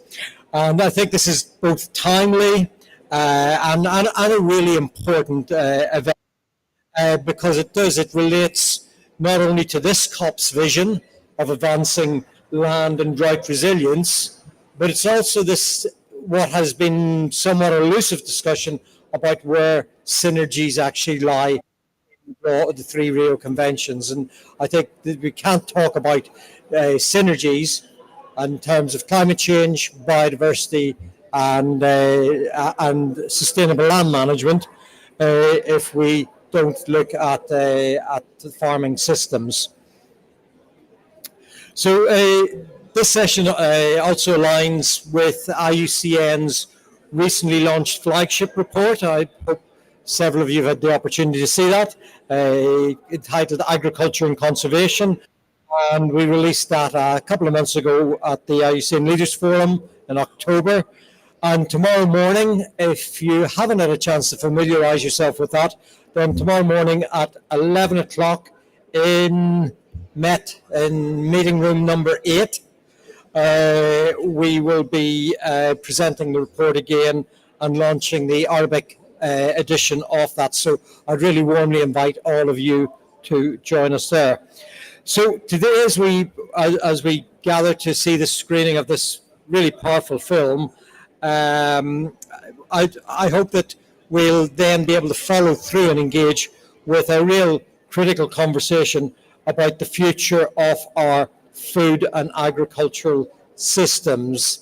The screening of Common Ground, which of course you'll know is the sequel to the groundbreaking documentary Kiss the Ground, really does stand as a powerful testament to the transformative potential of regenerative agriculture in how it is not only reshapes our approach to farming but also more broadly to our environment and our relationship with land, and indeed how we cast and shape a more sustainable direction for our futures. So Common Ground blends investigative journalism with deeply personal stories from farmers. These farmers come from a range of diverse communities, and but the thing they have in common is that they are at the forefront of pioneering agricultural practices that not only restore soil health, but also, and I think this is really important, critically address systemic injustices that face and that underlie some of the farming systems at the minute. And again, I think this is an issue that really is important. We can't talk about more sustainable agriculture if we're not talking about sustainable farming families' livelihoods. And so I think again, really, that this is not a fragmented approach, but one that really is quite holistic and shows how agriculture can contribute to not only balancing the climate and addressing climate change and rejuvenating ecosystems, but also supporting and putting justice back into incomes into farming families and actually contributing to more stable economies. Indeed, actually, at the event this morning, the Minister for Environment for Madagascar highlighted one of the real advantages of putting in societal stability through regenerative and agroecological approaches. As we watch Common Ground, I really encourage you to reflect on the deep connections between agriculture, biodiversity, land degradation, climate resilience, and actually, again, we might just add social justice as well. And at IUCN, we're profoundly aware of how essential soil and land health are, not only to sustainable agriculture, but from a landscape perspective to presenting land degradation and actually to conserving our ecosystems and ultimately addressing the triple planetary crisis of climate change, biodiversity loss and pollution. I think it's regenerative agriculture is grounded on healthy soils, which means healthy landscapes and ecosystems, and that translates into agricultural systems that can feed our growing populations while preserving the health of the planet. But it's not just a journey, or it's not just a burden that should be landed on farmers alone. This really does needs to transition to forms of regenerative agriculture really does require collaboration. It requires, as now is a term under the Convention of Biological for the Conservation of Biodiversity, it requires a whole of society approach, one that involves governments, corporations, financial institutions, civil societies, academia, etc. And IUCN is actually very proud that we've been supporting stakeholders and trying to underpin such an approach by bringing players from both the agricultural sector and the conservation sector together to find common ground and develop actionable solutions through multi-stakeholder common ground dialogues. After the screening, we're going to hear from a distinguished set of panelists, farmers who are transitioning their farmland to regenerative, into more regenerative models, and not only the experiences, but also the challenges that are faced, from knowledge to policy barriers and to financial barriers as well. And I think it really reinforces that that in order to have this shift, we have to have farmers, small farming families, and indigenous peoples at the center of this. This has got to be driven by these primary stakeholders with the rest of us coming in behind, supporting, identifying those barriers and supporting the lifting of those barriers and the realization of those opportunities. I think I'll wrap up because you don't want to hear me speak all day. You want to see the film and then listen to the panel. But I really do hope that, as we see the screening of this, we can really think about the role that we can play in support of the primary stakeholders who will drive that change. As I said, are farmers, small farming families, and Indigenous peoples. Finally, I'd really like to thank our partners, Regen 10 and the sponsors, AFD and the IKEA Foundation, for supporting this event, and to the panelists who will give their thoughts and insights after that. So, I will say no more. I'd just like to say that, again, I'm really happy. I think this is a critical theme, a critical conversation, very relevant to this convention, but also relevant to climate change, to biodiversity, and actually more broadly to sustainable development. Thank you very much.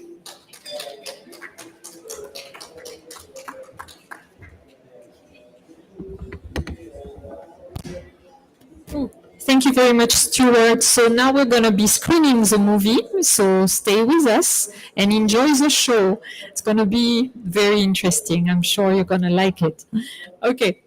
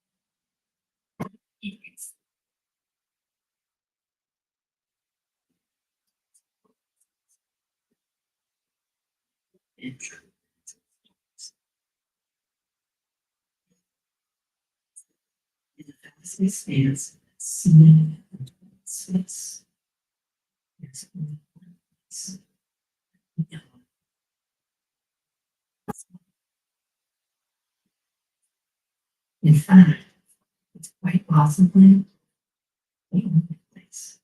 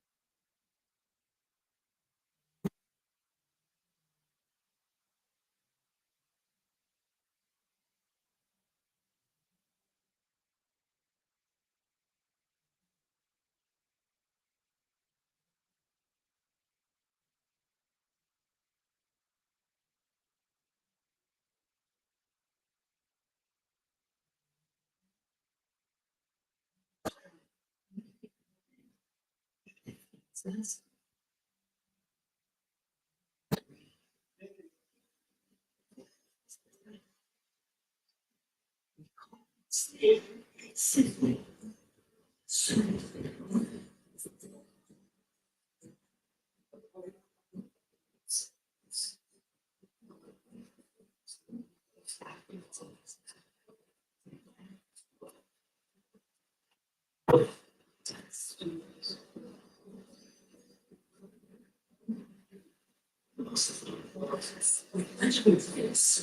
and go lost. Defend ourselves and race toward extinction.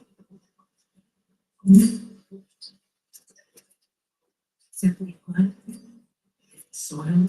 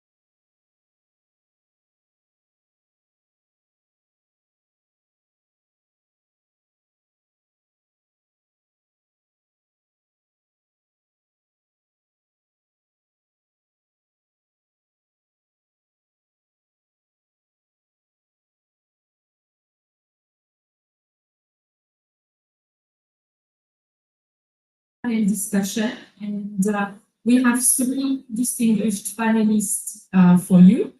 And so I'm going to ask them one after the other to come to the stage. And we were supposed to have four, but I don't see. So we're going to have three, and I'm going to call one. Please tracking the 20 courses. Pronounce it properly. Hakim Badiri is the chairperson of the Eastern and Southern Africa Farmers Forum, which represents small-scale farmers, and he's also the chairperson of ISAF Uganda.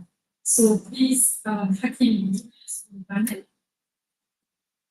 Thank you. Then we have Bonnie Juk. Correct. Bonnie is the region WA program manager, and WA stands for Western Australia. So you see, we already have like two very distinct regions of the world, and we're going to get a third one. I'm very happy to have with us Juan Carlos Littach. If you could join us to the panel, he's a leader from the Shuar people in the Ecuador Amazon region, and he is the executive secretary of the Global Alliance of Territorial Communities. So thank you very much to the three of you. I'm going to join you now.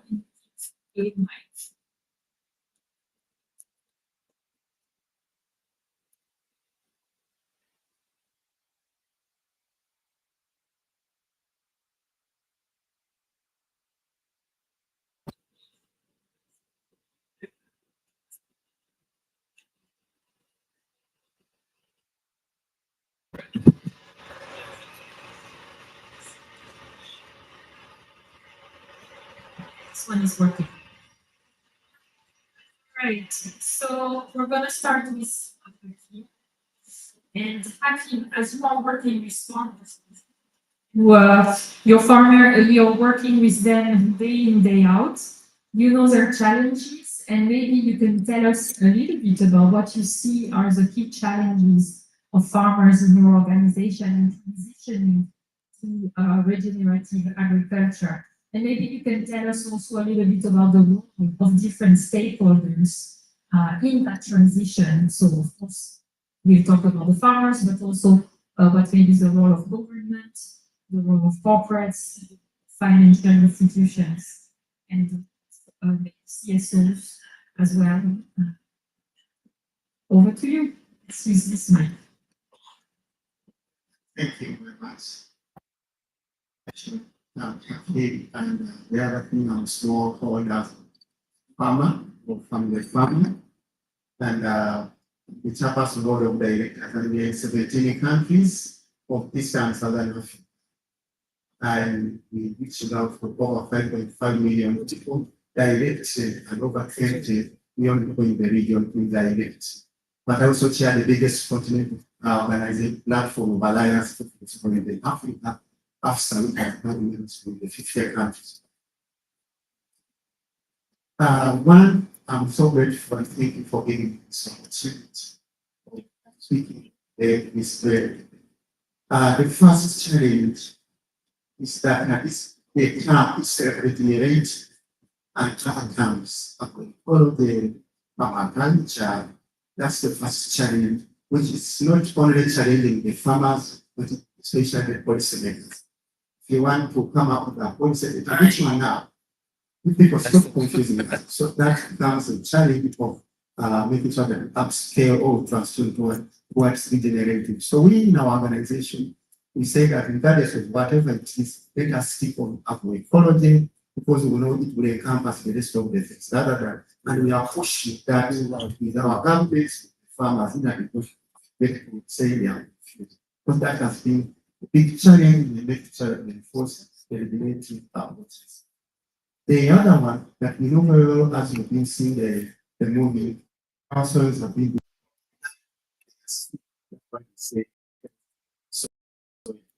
but bring back the life of the soil, the life of the soil, as a kind of food.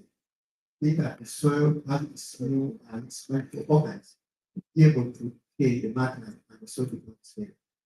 So sometimes it takes time and it demoralizes the farmers, and when they are waiting for the soil to heal and it's not working. And what does that imply? It gives the opportunity the agrochemical producers to say, that one takes time. Now you go with this one. And now it pulls down your efforts, because by the time you are about to reach somewhere, the agrochemical input comes back. So it becomes a challenge that you are pushing back and forward. The other one is that the indigenous innovations and innovation, they lack being financed. And when you lack finance in this innovation, because sometimes you got it backward, sometimes not pushing, not being productive. So it doesn't attract financing, and especially from our government, that they are not part of the budget plans. So you find that you're struggling alone. Make sure that push these innovations of regenerating. So that's another challenge. The other one is that research. Few research organizations and institutions are interested in doing a lot of research. I want to help the transition. And when there is no evidence research, scientists will call your innovations as stories, as hearsay, as not affirming. And when that one comes out, there is no one who will support it, either by a policy or by financing. Then the other about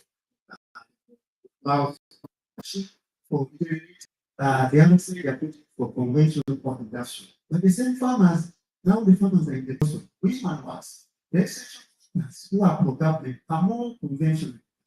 And the one who speak and the farmers listen, because they are workers to give technical advice, information, and support. So you find that they are pushing it, but they are pulling it. So it becomes but the technical situations, so it becomes a challenge as you are starting.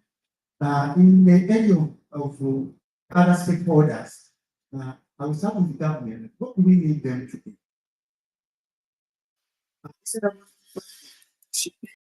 Supporting of this nature, but when we are, it's practical, participatory, and inclusive. In that these policies are not one-sided. If that one is brought on board, then this initiative is the push. But when there is no policy environment, it's impossible to achieve what we want. The other one about the corporates are interested in being running their own show and they bring their products to the farmers as a it's not, and it is unsustainable. What we are saying now, if we want us to work together, let us be at the beginning with you. We start together and we share the challenge together. Let it be a plan rather than the one website of saying you be there and bring these products to us. It is not working. That's why it has been unsustainable. The financial institutions tend to look at agriculture as a risky business and a risky area. They are not interested. Farmers don't have collaterals. We don't have securities put there, get finances, and the interests are high, especially into the commercial institutions which are commercial interests. And in that way, that you find that the farmers who go there, they end up losing their land in terms of taking it like globally. So we are saying that let it be now friendlier, institutions which support farmers, not farmers' banks. It will be very easy because they will understand. Farming will take longer periods. Financial institutions will give you 6 months, but your products taking 1 year. So it becomes a big challenge making sure that you pass. So it becomes an area of concern. Other stakeholders, I would call that this is for all of us. Soils and what the farmers do is for everyone. So if you support us in any way, as above as mentioned, it will be very easy for this initiative to make sure that it fosters a sustainable environment which everyone deserves. However, working alone will not take us anywhere, because at the end of the day, the challenges which are being faced by now because of our poor soil health It's affecting everyone, whether you're a consumer, whether you're a producer, whatever you have, at the end of the day, you need food which is healthier and safe. Thank you very much for giving me this opportunity.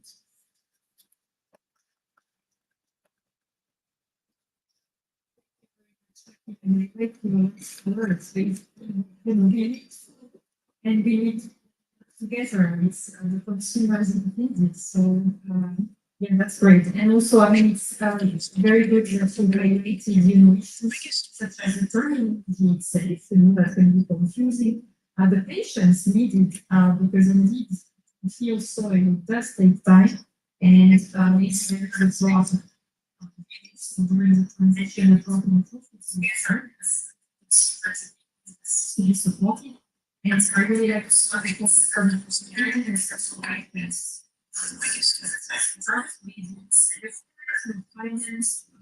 and as well as the extension of workers which should be doing that work. So thank you very much for your contribution, and I'm going to people. You're actually leading an organization that supports farmers in the regenerative journey, WA. And of course, Western Australia is actually facing unique environmental challenges. Ancient soils that need to be protected, but also the changing climate is driving this. So, if you want to talk a little bit about what your organizations to support farmers in the transition, and also if you can tell us what you think is needed to scale. Okay, Pascal. So, Region WA is a network of farmers and stakeholders and consumers that are interested in regenerative agriculture. So it's about supporting farmers and adopting those practices, but also raising awareness to the stakeholders and consumers about what's needed to transition into those regenerative practices. And yeah, like Pascal said, Western Australia, we're on a drying trajectory. Soils are highly weathered and ancient. So it's a unique situation because a lot of the farmers are aware of this and the vulnerabilities of our soil. And there are a lot of innovative farmers there that are actually building their soil health despite these challenges. So Regen WA basically wants to support those farmers that have the adoption curve are at the forefront, and they've been doing these practices for a long time. And they also acknowledge, respect, and learn from a lot of the Indigenous communities that have carried out sustainable amendments in Australia, in particular for 60,000 years. So then we learn together, and we suppose the Region WA gives them a voice. So we share their stories through case studies, but our campaign, the farmer it's together for a few days where they can go out and actually see practices that others are implementing. That's the best way that ones can learn is from each other and to seeing and then to be able to see how that could apply to their own context. And it's also a chance, I guess, it can be isolated enough being a farmer, and especially in the WA context with the regenerative agriculture, because a lot of practices are quite different and not the standard way of farming. So I'm able to bring them together and actually feel like they're supported by like-minded communities. And so I think to scale up this work is more demonstrations and more farm food days to share that knowledge, but also research to put evidence behind a lot of these practices that are restoring soil health, so that the more finance and policy makers can support farmers in that transition. Because I want to acknowledge that it's not easy. It takes time, especially because farming in a regenerative way is an ecological process. So it's complex, and farmers moving from these conventional methods, which tend to have these set recipes to a more complex system does take time, and the farmers need to be supported in that, and it should be all up to them because, as I said, the soil health is not just a private benefit to produce, yields that the farmers get, financial returns, so it's a public benefit because we all things for food. Thank you very much, Bonnie. I think it's great to hear from grassroots organizations that are supporting the transition and to hear that one of the key things is farmer to farmer learning. This really works, and also the moral support that they give the children actually, and also, as you said at the beginning, the farmers are those agents to change. So I'm going to now to the role of the indigenous peoples organizations. That the public awareness about the role of people groups in food and agricultural systems towards sustainability and resilience. So I want to hear from you about what do you see as the role of indigenous people organizations in influencing key stakeholders that we've been talking about, government, corporates, financial institutions. Please go ahead.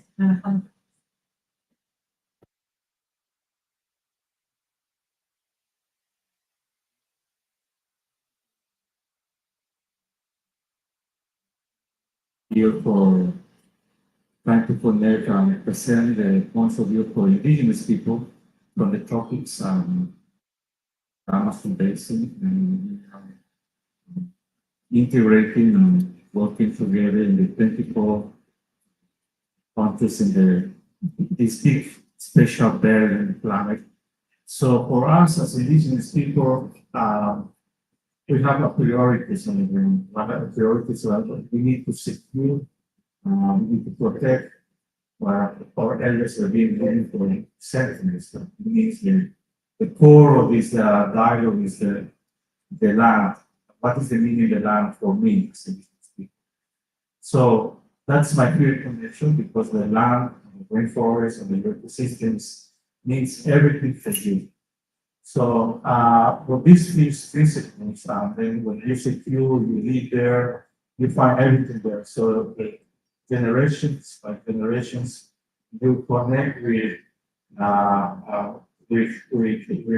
your elders, and you see in the movie how they are trying to remind the memories of the indigenous people, their ancestors and the elders. And this is something that we are still the people from the tropics, people who are not contacted,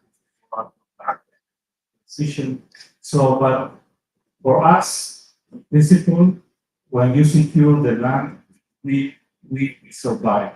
When you secure the land, we will continue to protect the mother air and also the celebration. So, in that dynamic, we as people, and we are organizing ourselves, and then we have our knowledge how to fix this. Saying this, I think it's very important to mention that for many years, I mean, we are trying to bring our voices to decivilize proposals, ideas, and contributions. Sometimes this is not being reflected in some politics and some governments. It's here at our role for leaders and elders, but that is important for collaboration, how to really can combine and to integrate, because we elaborate together and present this is the contribution of these people and in different countries, how you protect the water, because we can separate. We are integral, being integral, separate one ecosystem here, water there, soil there, because that for us it has a spiritual connection. So that is one of the principles and the values, the memorial and centers of indigenous people. So my final point here, I think the contribution that we will be doing for many years is going to be very valuable. this context right now. So that is the challenges. So that is the method that we need to see and reflect, like the movie, how our voices from the ground, the context, respect indigenous people rights, respect the indigenous knowledge. I think so we can integrate, collaborate, and to move forward.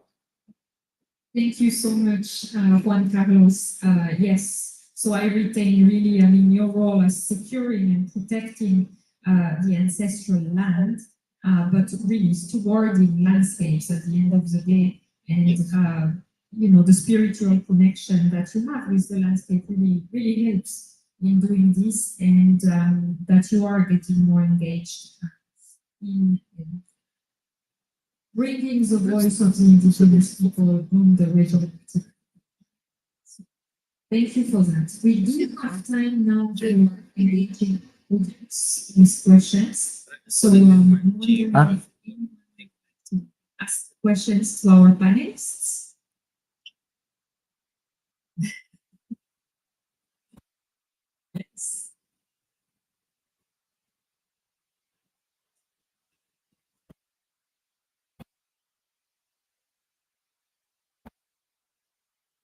Yes.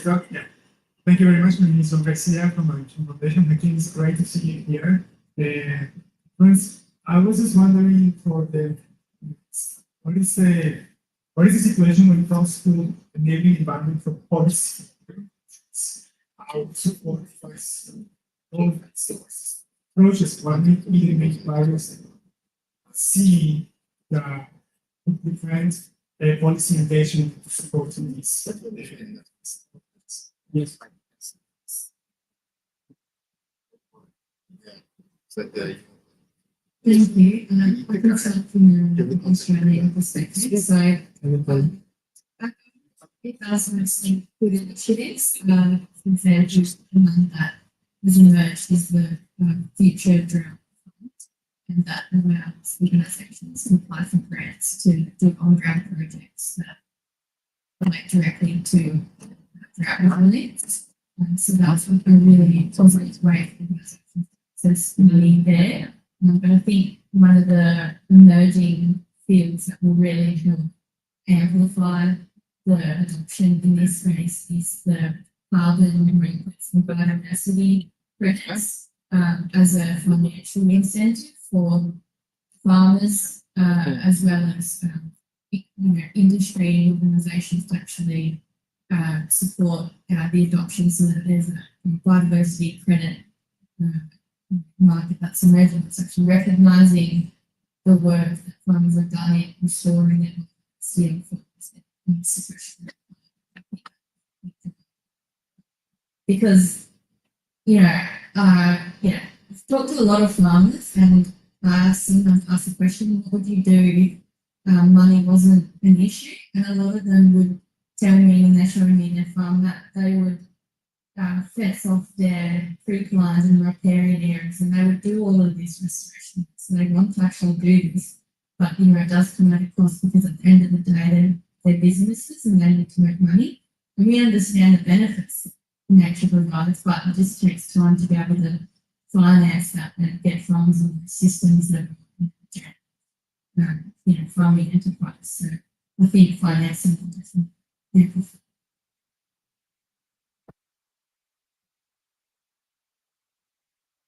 So I say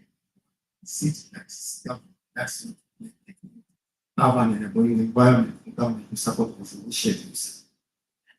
One issue they rely upon is that the innovation we talk about is not validated, is not supported scientifically, and they have no evidence which can prove that if they create a policy environment or a policy supporting it to produce food fit the growing population. That's now another false narrative that the population is growing.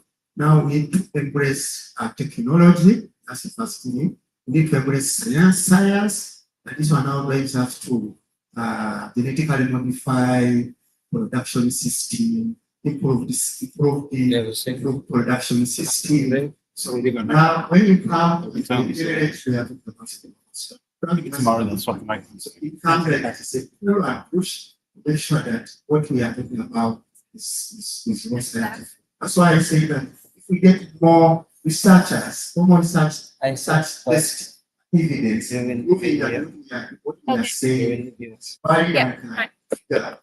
the global population, looking on the soil health, maybe I can say as we put here. See, we put voices to some of these initiatives. Then the other issue is about the youth. We find that youth are interested in big issues of science. Don't think we take long, naturalize, now in Africa, almost 65% of the generation are youth. And these are now driving, the forces driving, want more jobs. So industrialization, for industries, more investment, industries comes up the youth. Now when you bring this, it looks like dystopian degradation. And no industries, no, they are depleting water, polluting the land, water stream, that kind of. Now when you say this one is coming to sure that it's also now brings friction. So when you are creating a policy for enable this, must also be creating a policy better than this. You see, so it becomes like a big problem to make sure that how will the policy look like? Be like two-faced policy, supporting this side and this side. This is why it is not easy. But slowly by slowly, they realize that it needs.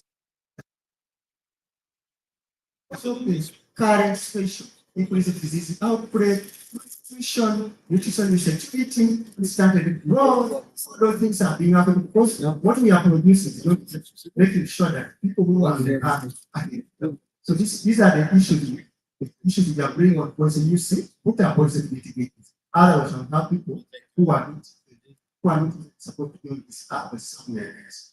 Thank you.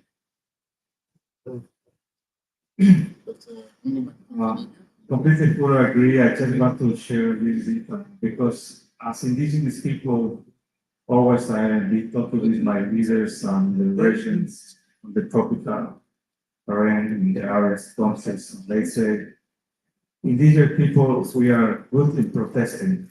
We are very diplomatic, bring up protests on the table. But indigenous people also, from the protests, we said we give it the opportunity to present my proposal. So when we connect this, the protests and proposals, and the in the actions, we are connecting our knowledge or beautiful scientific knowledge that we need to connect this exercise and discussion in my conference, this one type of the specialists. So the principle is that in the first moment when we protest, we ask for consent. So you have to tell me what policy, what we are going to do, what project we are going to implement, etc. It's going to affect. What are my demands? So when we clear with that, we are going to set a momentum. We open this discussion with trust. Say we can collaborate, but you need to recognize. So how otherwise some policies the governments are leading in international rate, they say they only themselves. People is doing that. People is contributing indigenous knowledge. So is that recognized that this is a good momentum to combine that because there's a good exercise in some countries, especially in my country, we have this knowledge that we call chakra. What means chakra for us? Chakra is so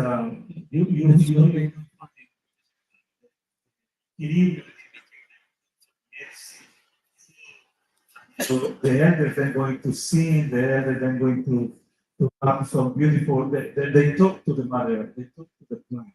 So this spiritual connection, sometimes you cannot measure, doing metrics or doing economic. So how you put this in policy?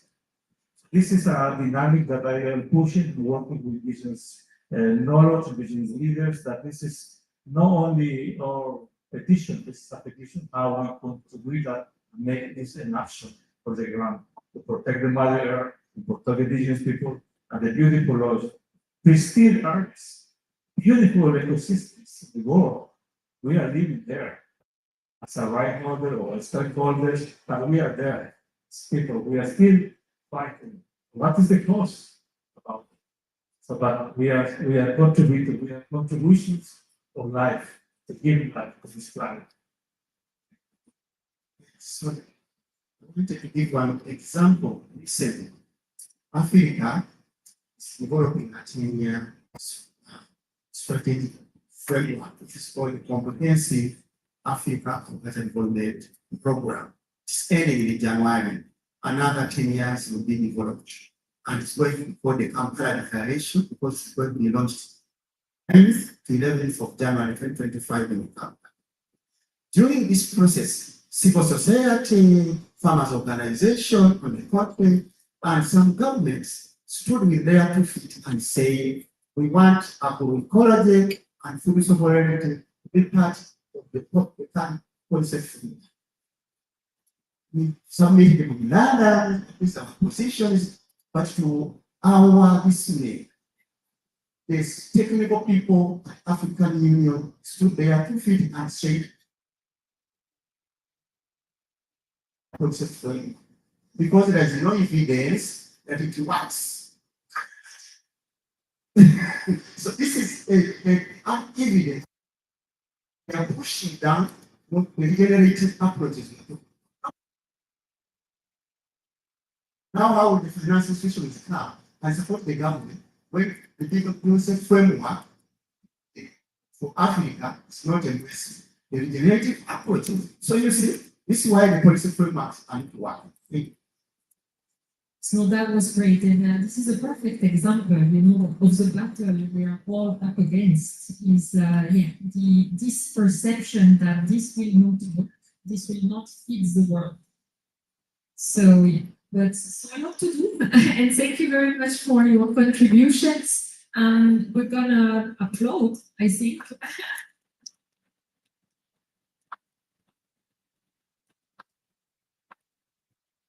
And I'm going to invite Tara Xian, who is the director of Region 10, and she'll probably say a word about what Region 10 is, so I'm not going to do it. But before that, I take the floor one last time to say that just after this, there's a great agroecology event at 7 o'clock.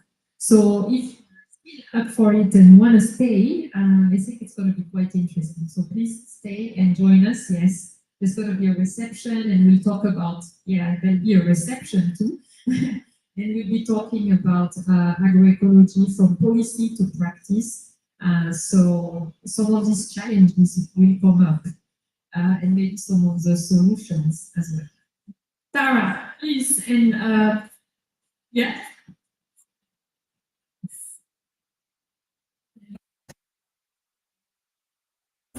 Thank you everyone for being here. Yes, as Pascal mentioned, I just want to explain a little bit about what we do. We are, as Region 10, a multi-stakeholder collaboration, trying to bring together the perspectives of farmers, of business, of indigenous peoples groups, of biodiversity groups. IUCN is one of our partners, and others to really understand together and identify and align on what a regenerative food system can and should look like. In Region 10, as with IUCN, it's really important for us that we offer our platform to those that are on the front lines of the work that we support. So I'm so delighted to have been able to hear from all of you instead of hearing from us. So thank you, Bonnie and Hakim, so much for sharing your experiences here today. Helping us understand the opportunities and the challenges and everything.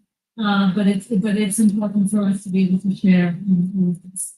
In the movie, of course, Common Ground, it talks about the idea of Common Ground is really finding where we are all aligned. So that's also what spoke to me in being part of this event. At Region 2, another thing is developing a space framework. Trying to bring together the perspective of farmers, of landscape and territorial stewards, to really provide a guiding star of what the regenerative food system can and should look like. And, you know, we're trying to stay away from those terminologies. Looking to your point, we don't want to get stuck and trip up on terminologies like ecology, regenerative, nature positive, climate smart, and so on and so forth. There is space for all the terms. What we want to focus on with this framework and with a lot of our work is what are the outcomes we all can agree we're trying to get to. And I think we find a lot more alignment when we talk about those other things. So centering soil, most certainly, and other environmental outcomes alongside economic and social cultural as well. Looking at farm and landscape level and what sort of trade-offs happen when we make decisions at the farm level, the landscape level, social cultural aspects, environmental aspects, trade-offs also happen. So how can we better understand those changes over time? As Stephen mentioned at the beginning, the burden, the risks of this transition to regenerative cannot and should not sit solely on the shoulders of farmers, indigenous peoples groups that are sitting on the front lines. And it is on us all to support this transition. We are another area we are working on at Regenerative is understanding the cost of transition towards regenerative. And in so doing, not just understand the cost, but really advocate for the type of change that's needed, advocate for that policy environment that supports the transition, that is integrated, and that policies are coherent, that they support and integrate. Also advocate for business decision making, so supply chain decision making where that is relevant, to consider regenerative outcomes in that those supply chain decisions, and also financing to support a transition, often for the long term, because as you mentioned, it's not what we need. So additionally, we need financing that supports for the long term. I think but really to say that here with that common ground and bringing in some of the elements that were all mentioned when we talked about sharing stories. I think you could see from the movie that was the US Midwest, far away from most of us and most of our communities. And yet, there are stories in there that resonate, whether it's in Western Australia, Uganda, or Ecuador, or somewhere else. There are shared stories, there's shared learning.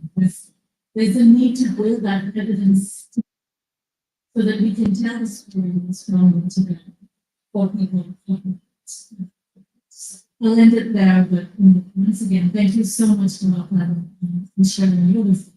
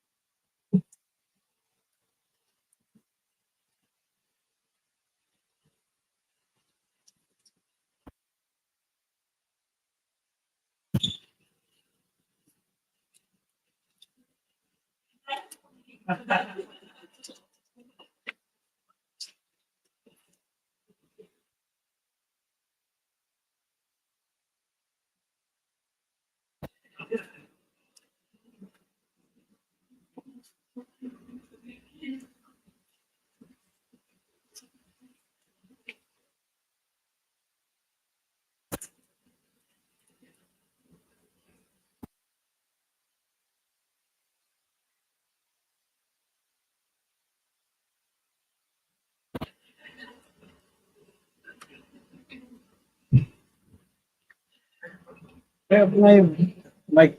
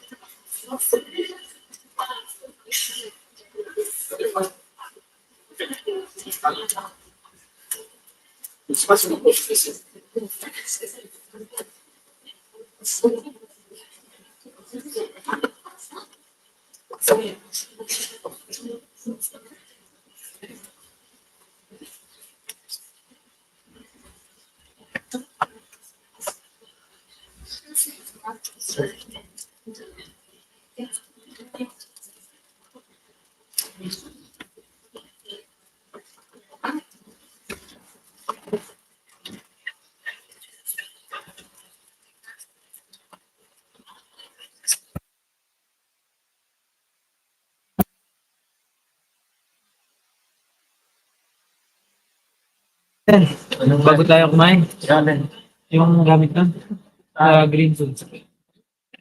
Ano naman? Nandito si Joel. Joel. Bayan, parang hindi. Hindi. Sabahan natin.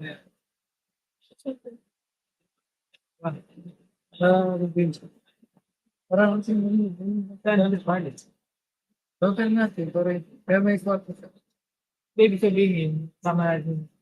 Yes. Yung tatlo sa likod. Kaya sa harap, saan na ba ano? Joel, hindi pa nito. Nakikita sa Joel. Ay, naayos na yung audio. Hindi pa, ngayon pa lang ngayon. Wala, dinala lang. Okay naman na dito. Oo. Dinala niya yung sound card na request ko. Basta yung kailangan lang sound card lang ang nadala niya. Oo. Pero yung iba, yung battery, may wireless yung doon. Doon pa. Tsaka may laptop. May laptop ba? Andun ba ba? Wala. Kala ko hindi niya. Kala ko that. May nag-deliver. Pero siya, sakay siya ng driver. Galing siya. Lamang. Tapos ka na? Ha? Oo, sama kita. Sandali lang. Ay, ito lang. Sama kita. Ito lang. Sige. Pero tapos ito na. Ito na. Hindi atin itong boss. Sabi ko ito yung boss. Kaya manig. Nakakabit. Yun eh. May nagdala.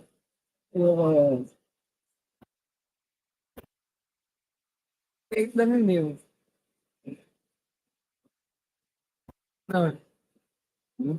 Mark. Ay, sige.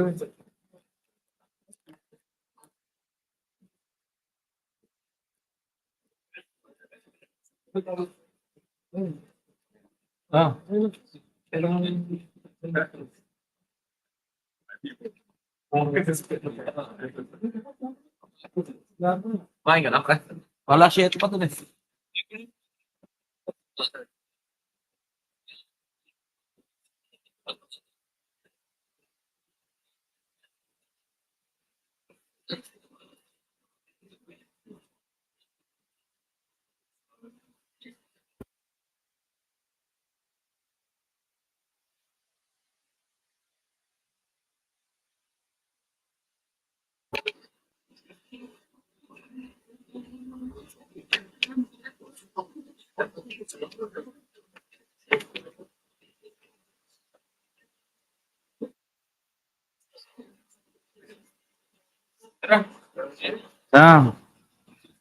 Bili. Ba't pusing ka na ito? Kaya anak ko. Graso.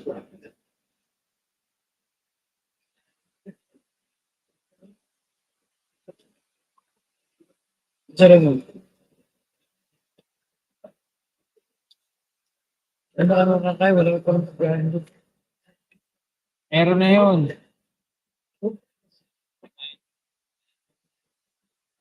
Sure ba? Sure ka ba? Sure yan. Sure.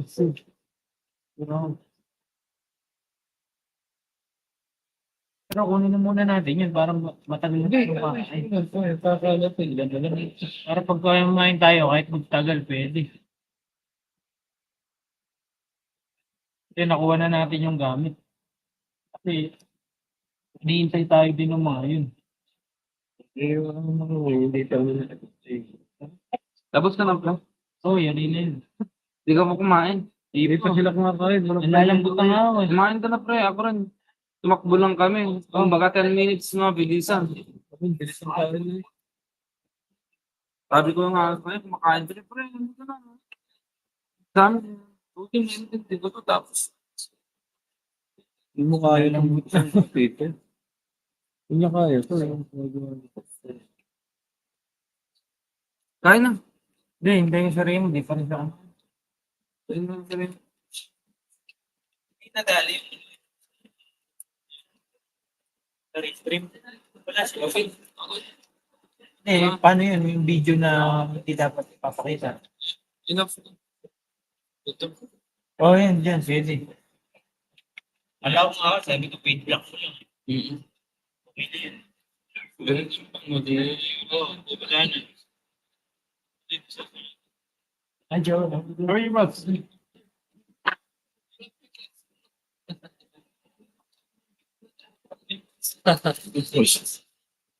Siya kaya, big. Uy, bunganga mo. Siya kaya, grabe ka. Hindi, pero ang kaya, mabait yan. Yung kanta ko sa Northern King. Mark. Siya yung kanta ko sa mo. Ganun. Si Master. Mildred. Si Madam. Oh. Ikaw?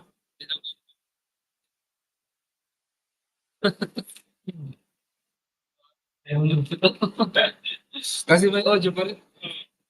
May audio pa rin. Kasi via USB. Pero live siya dito. Pero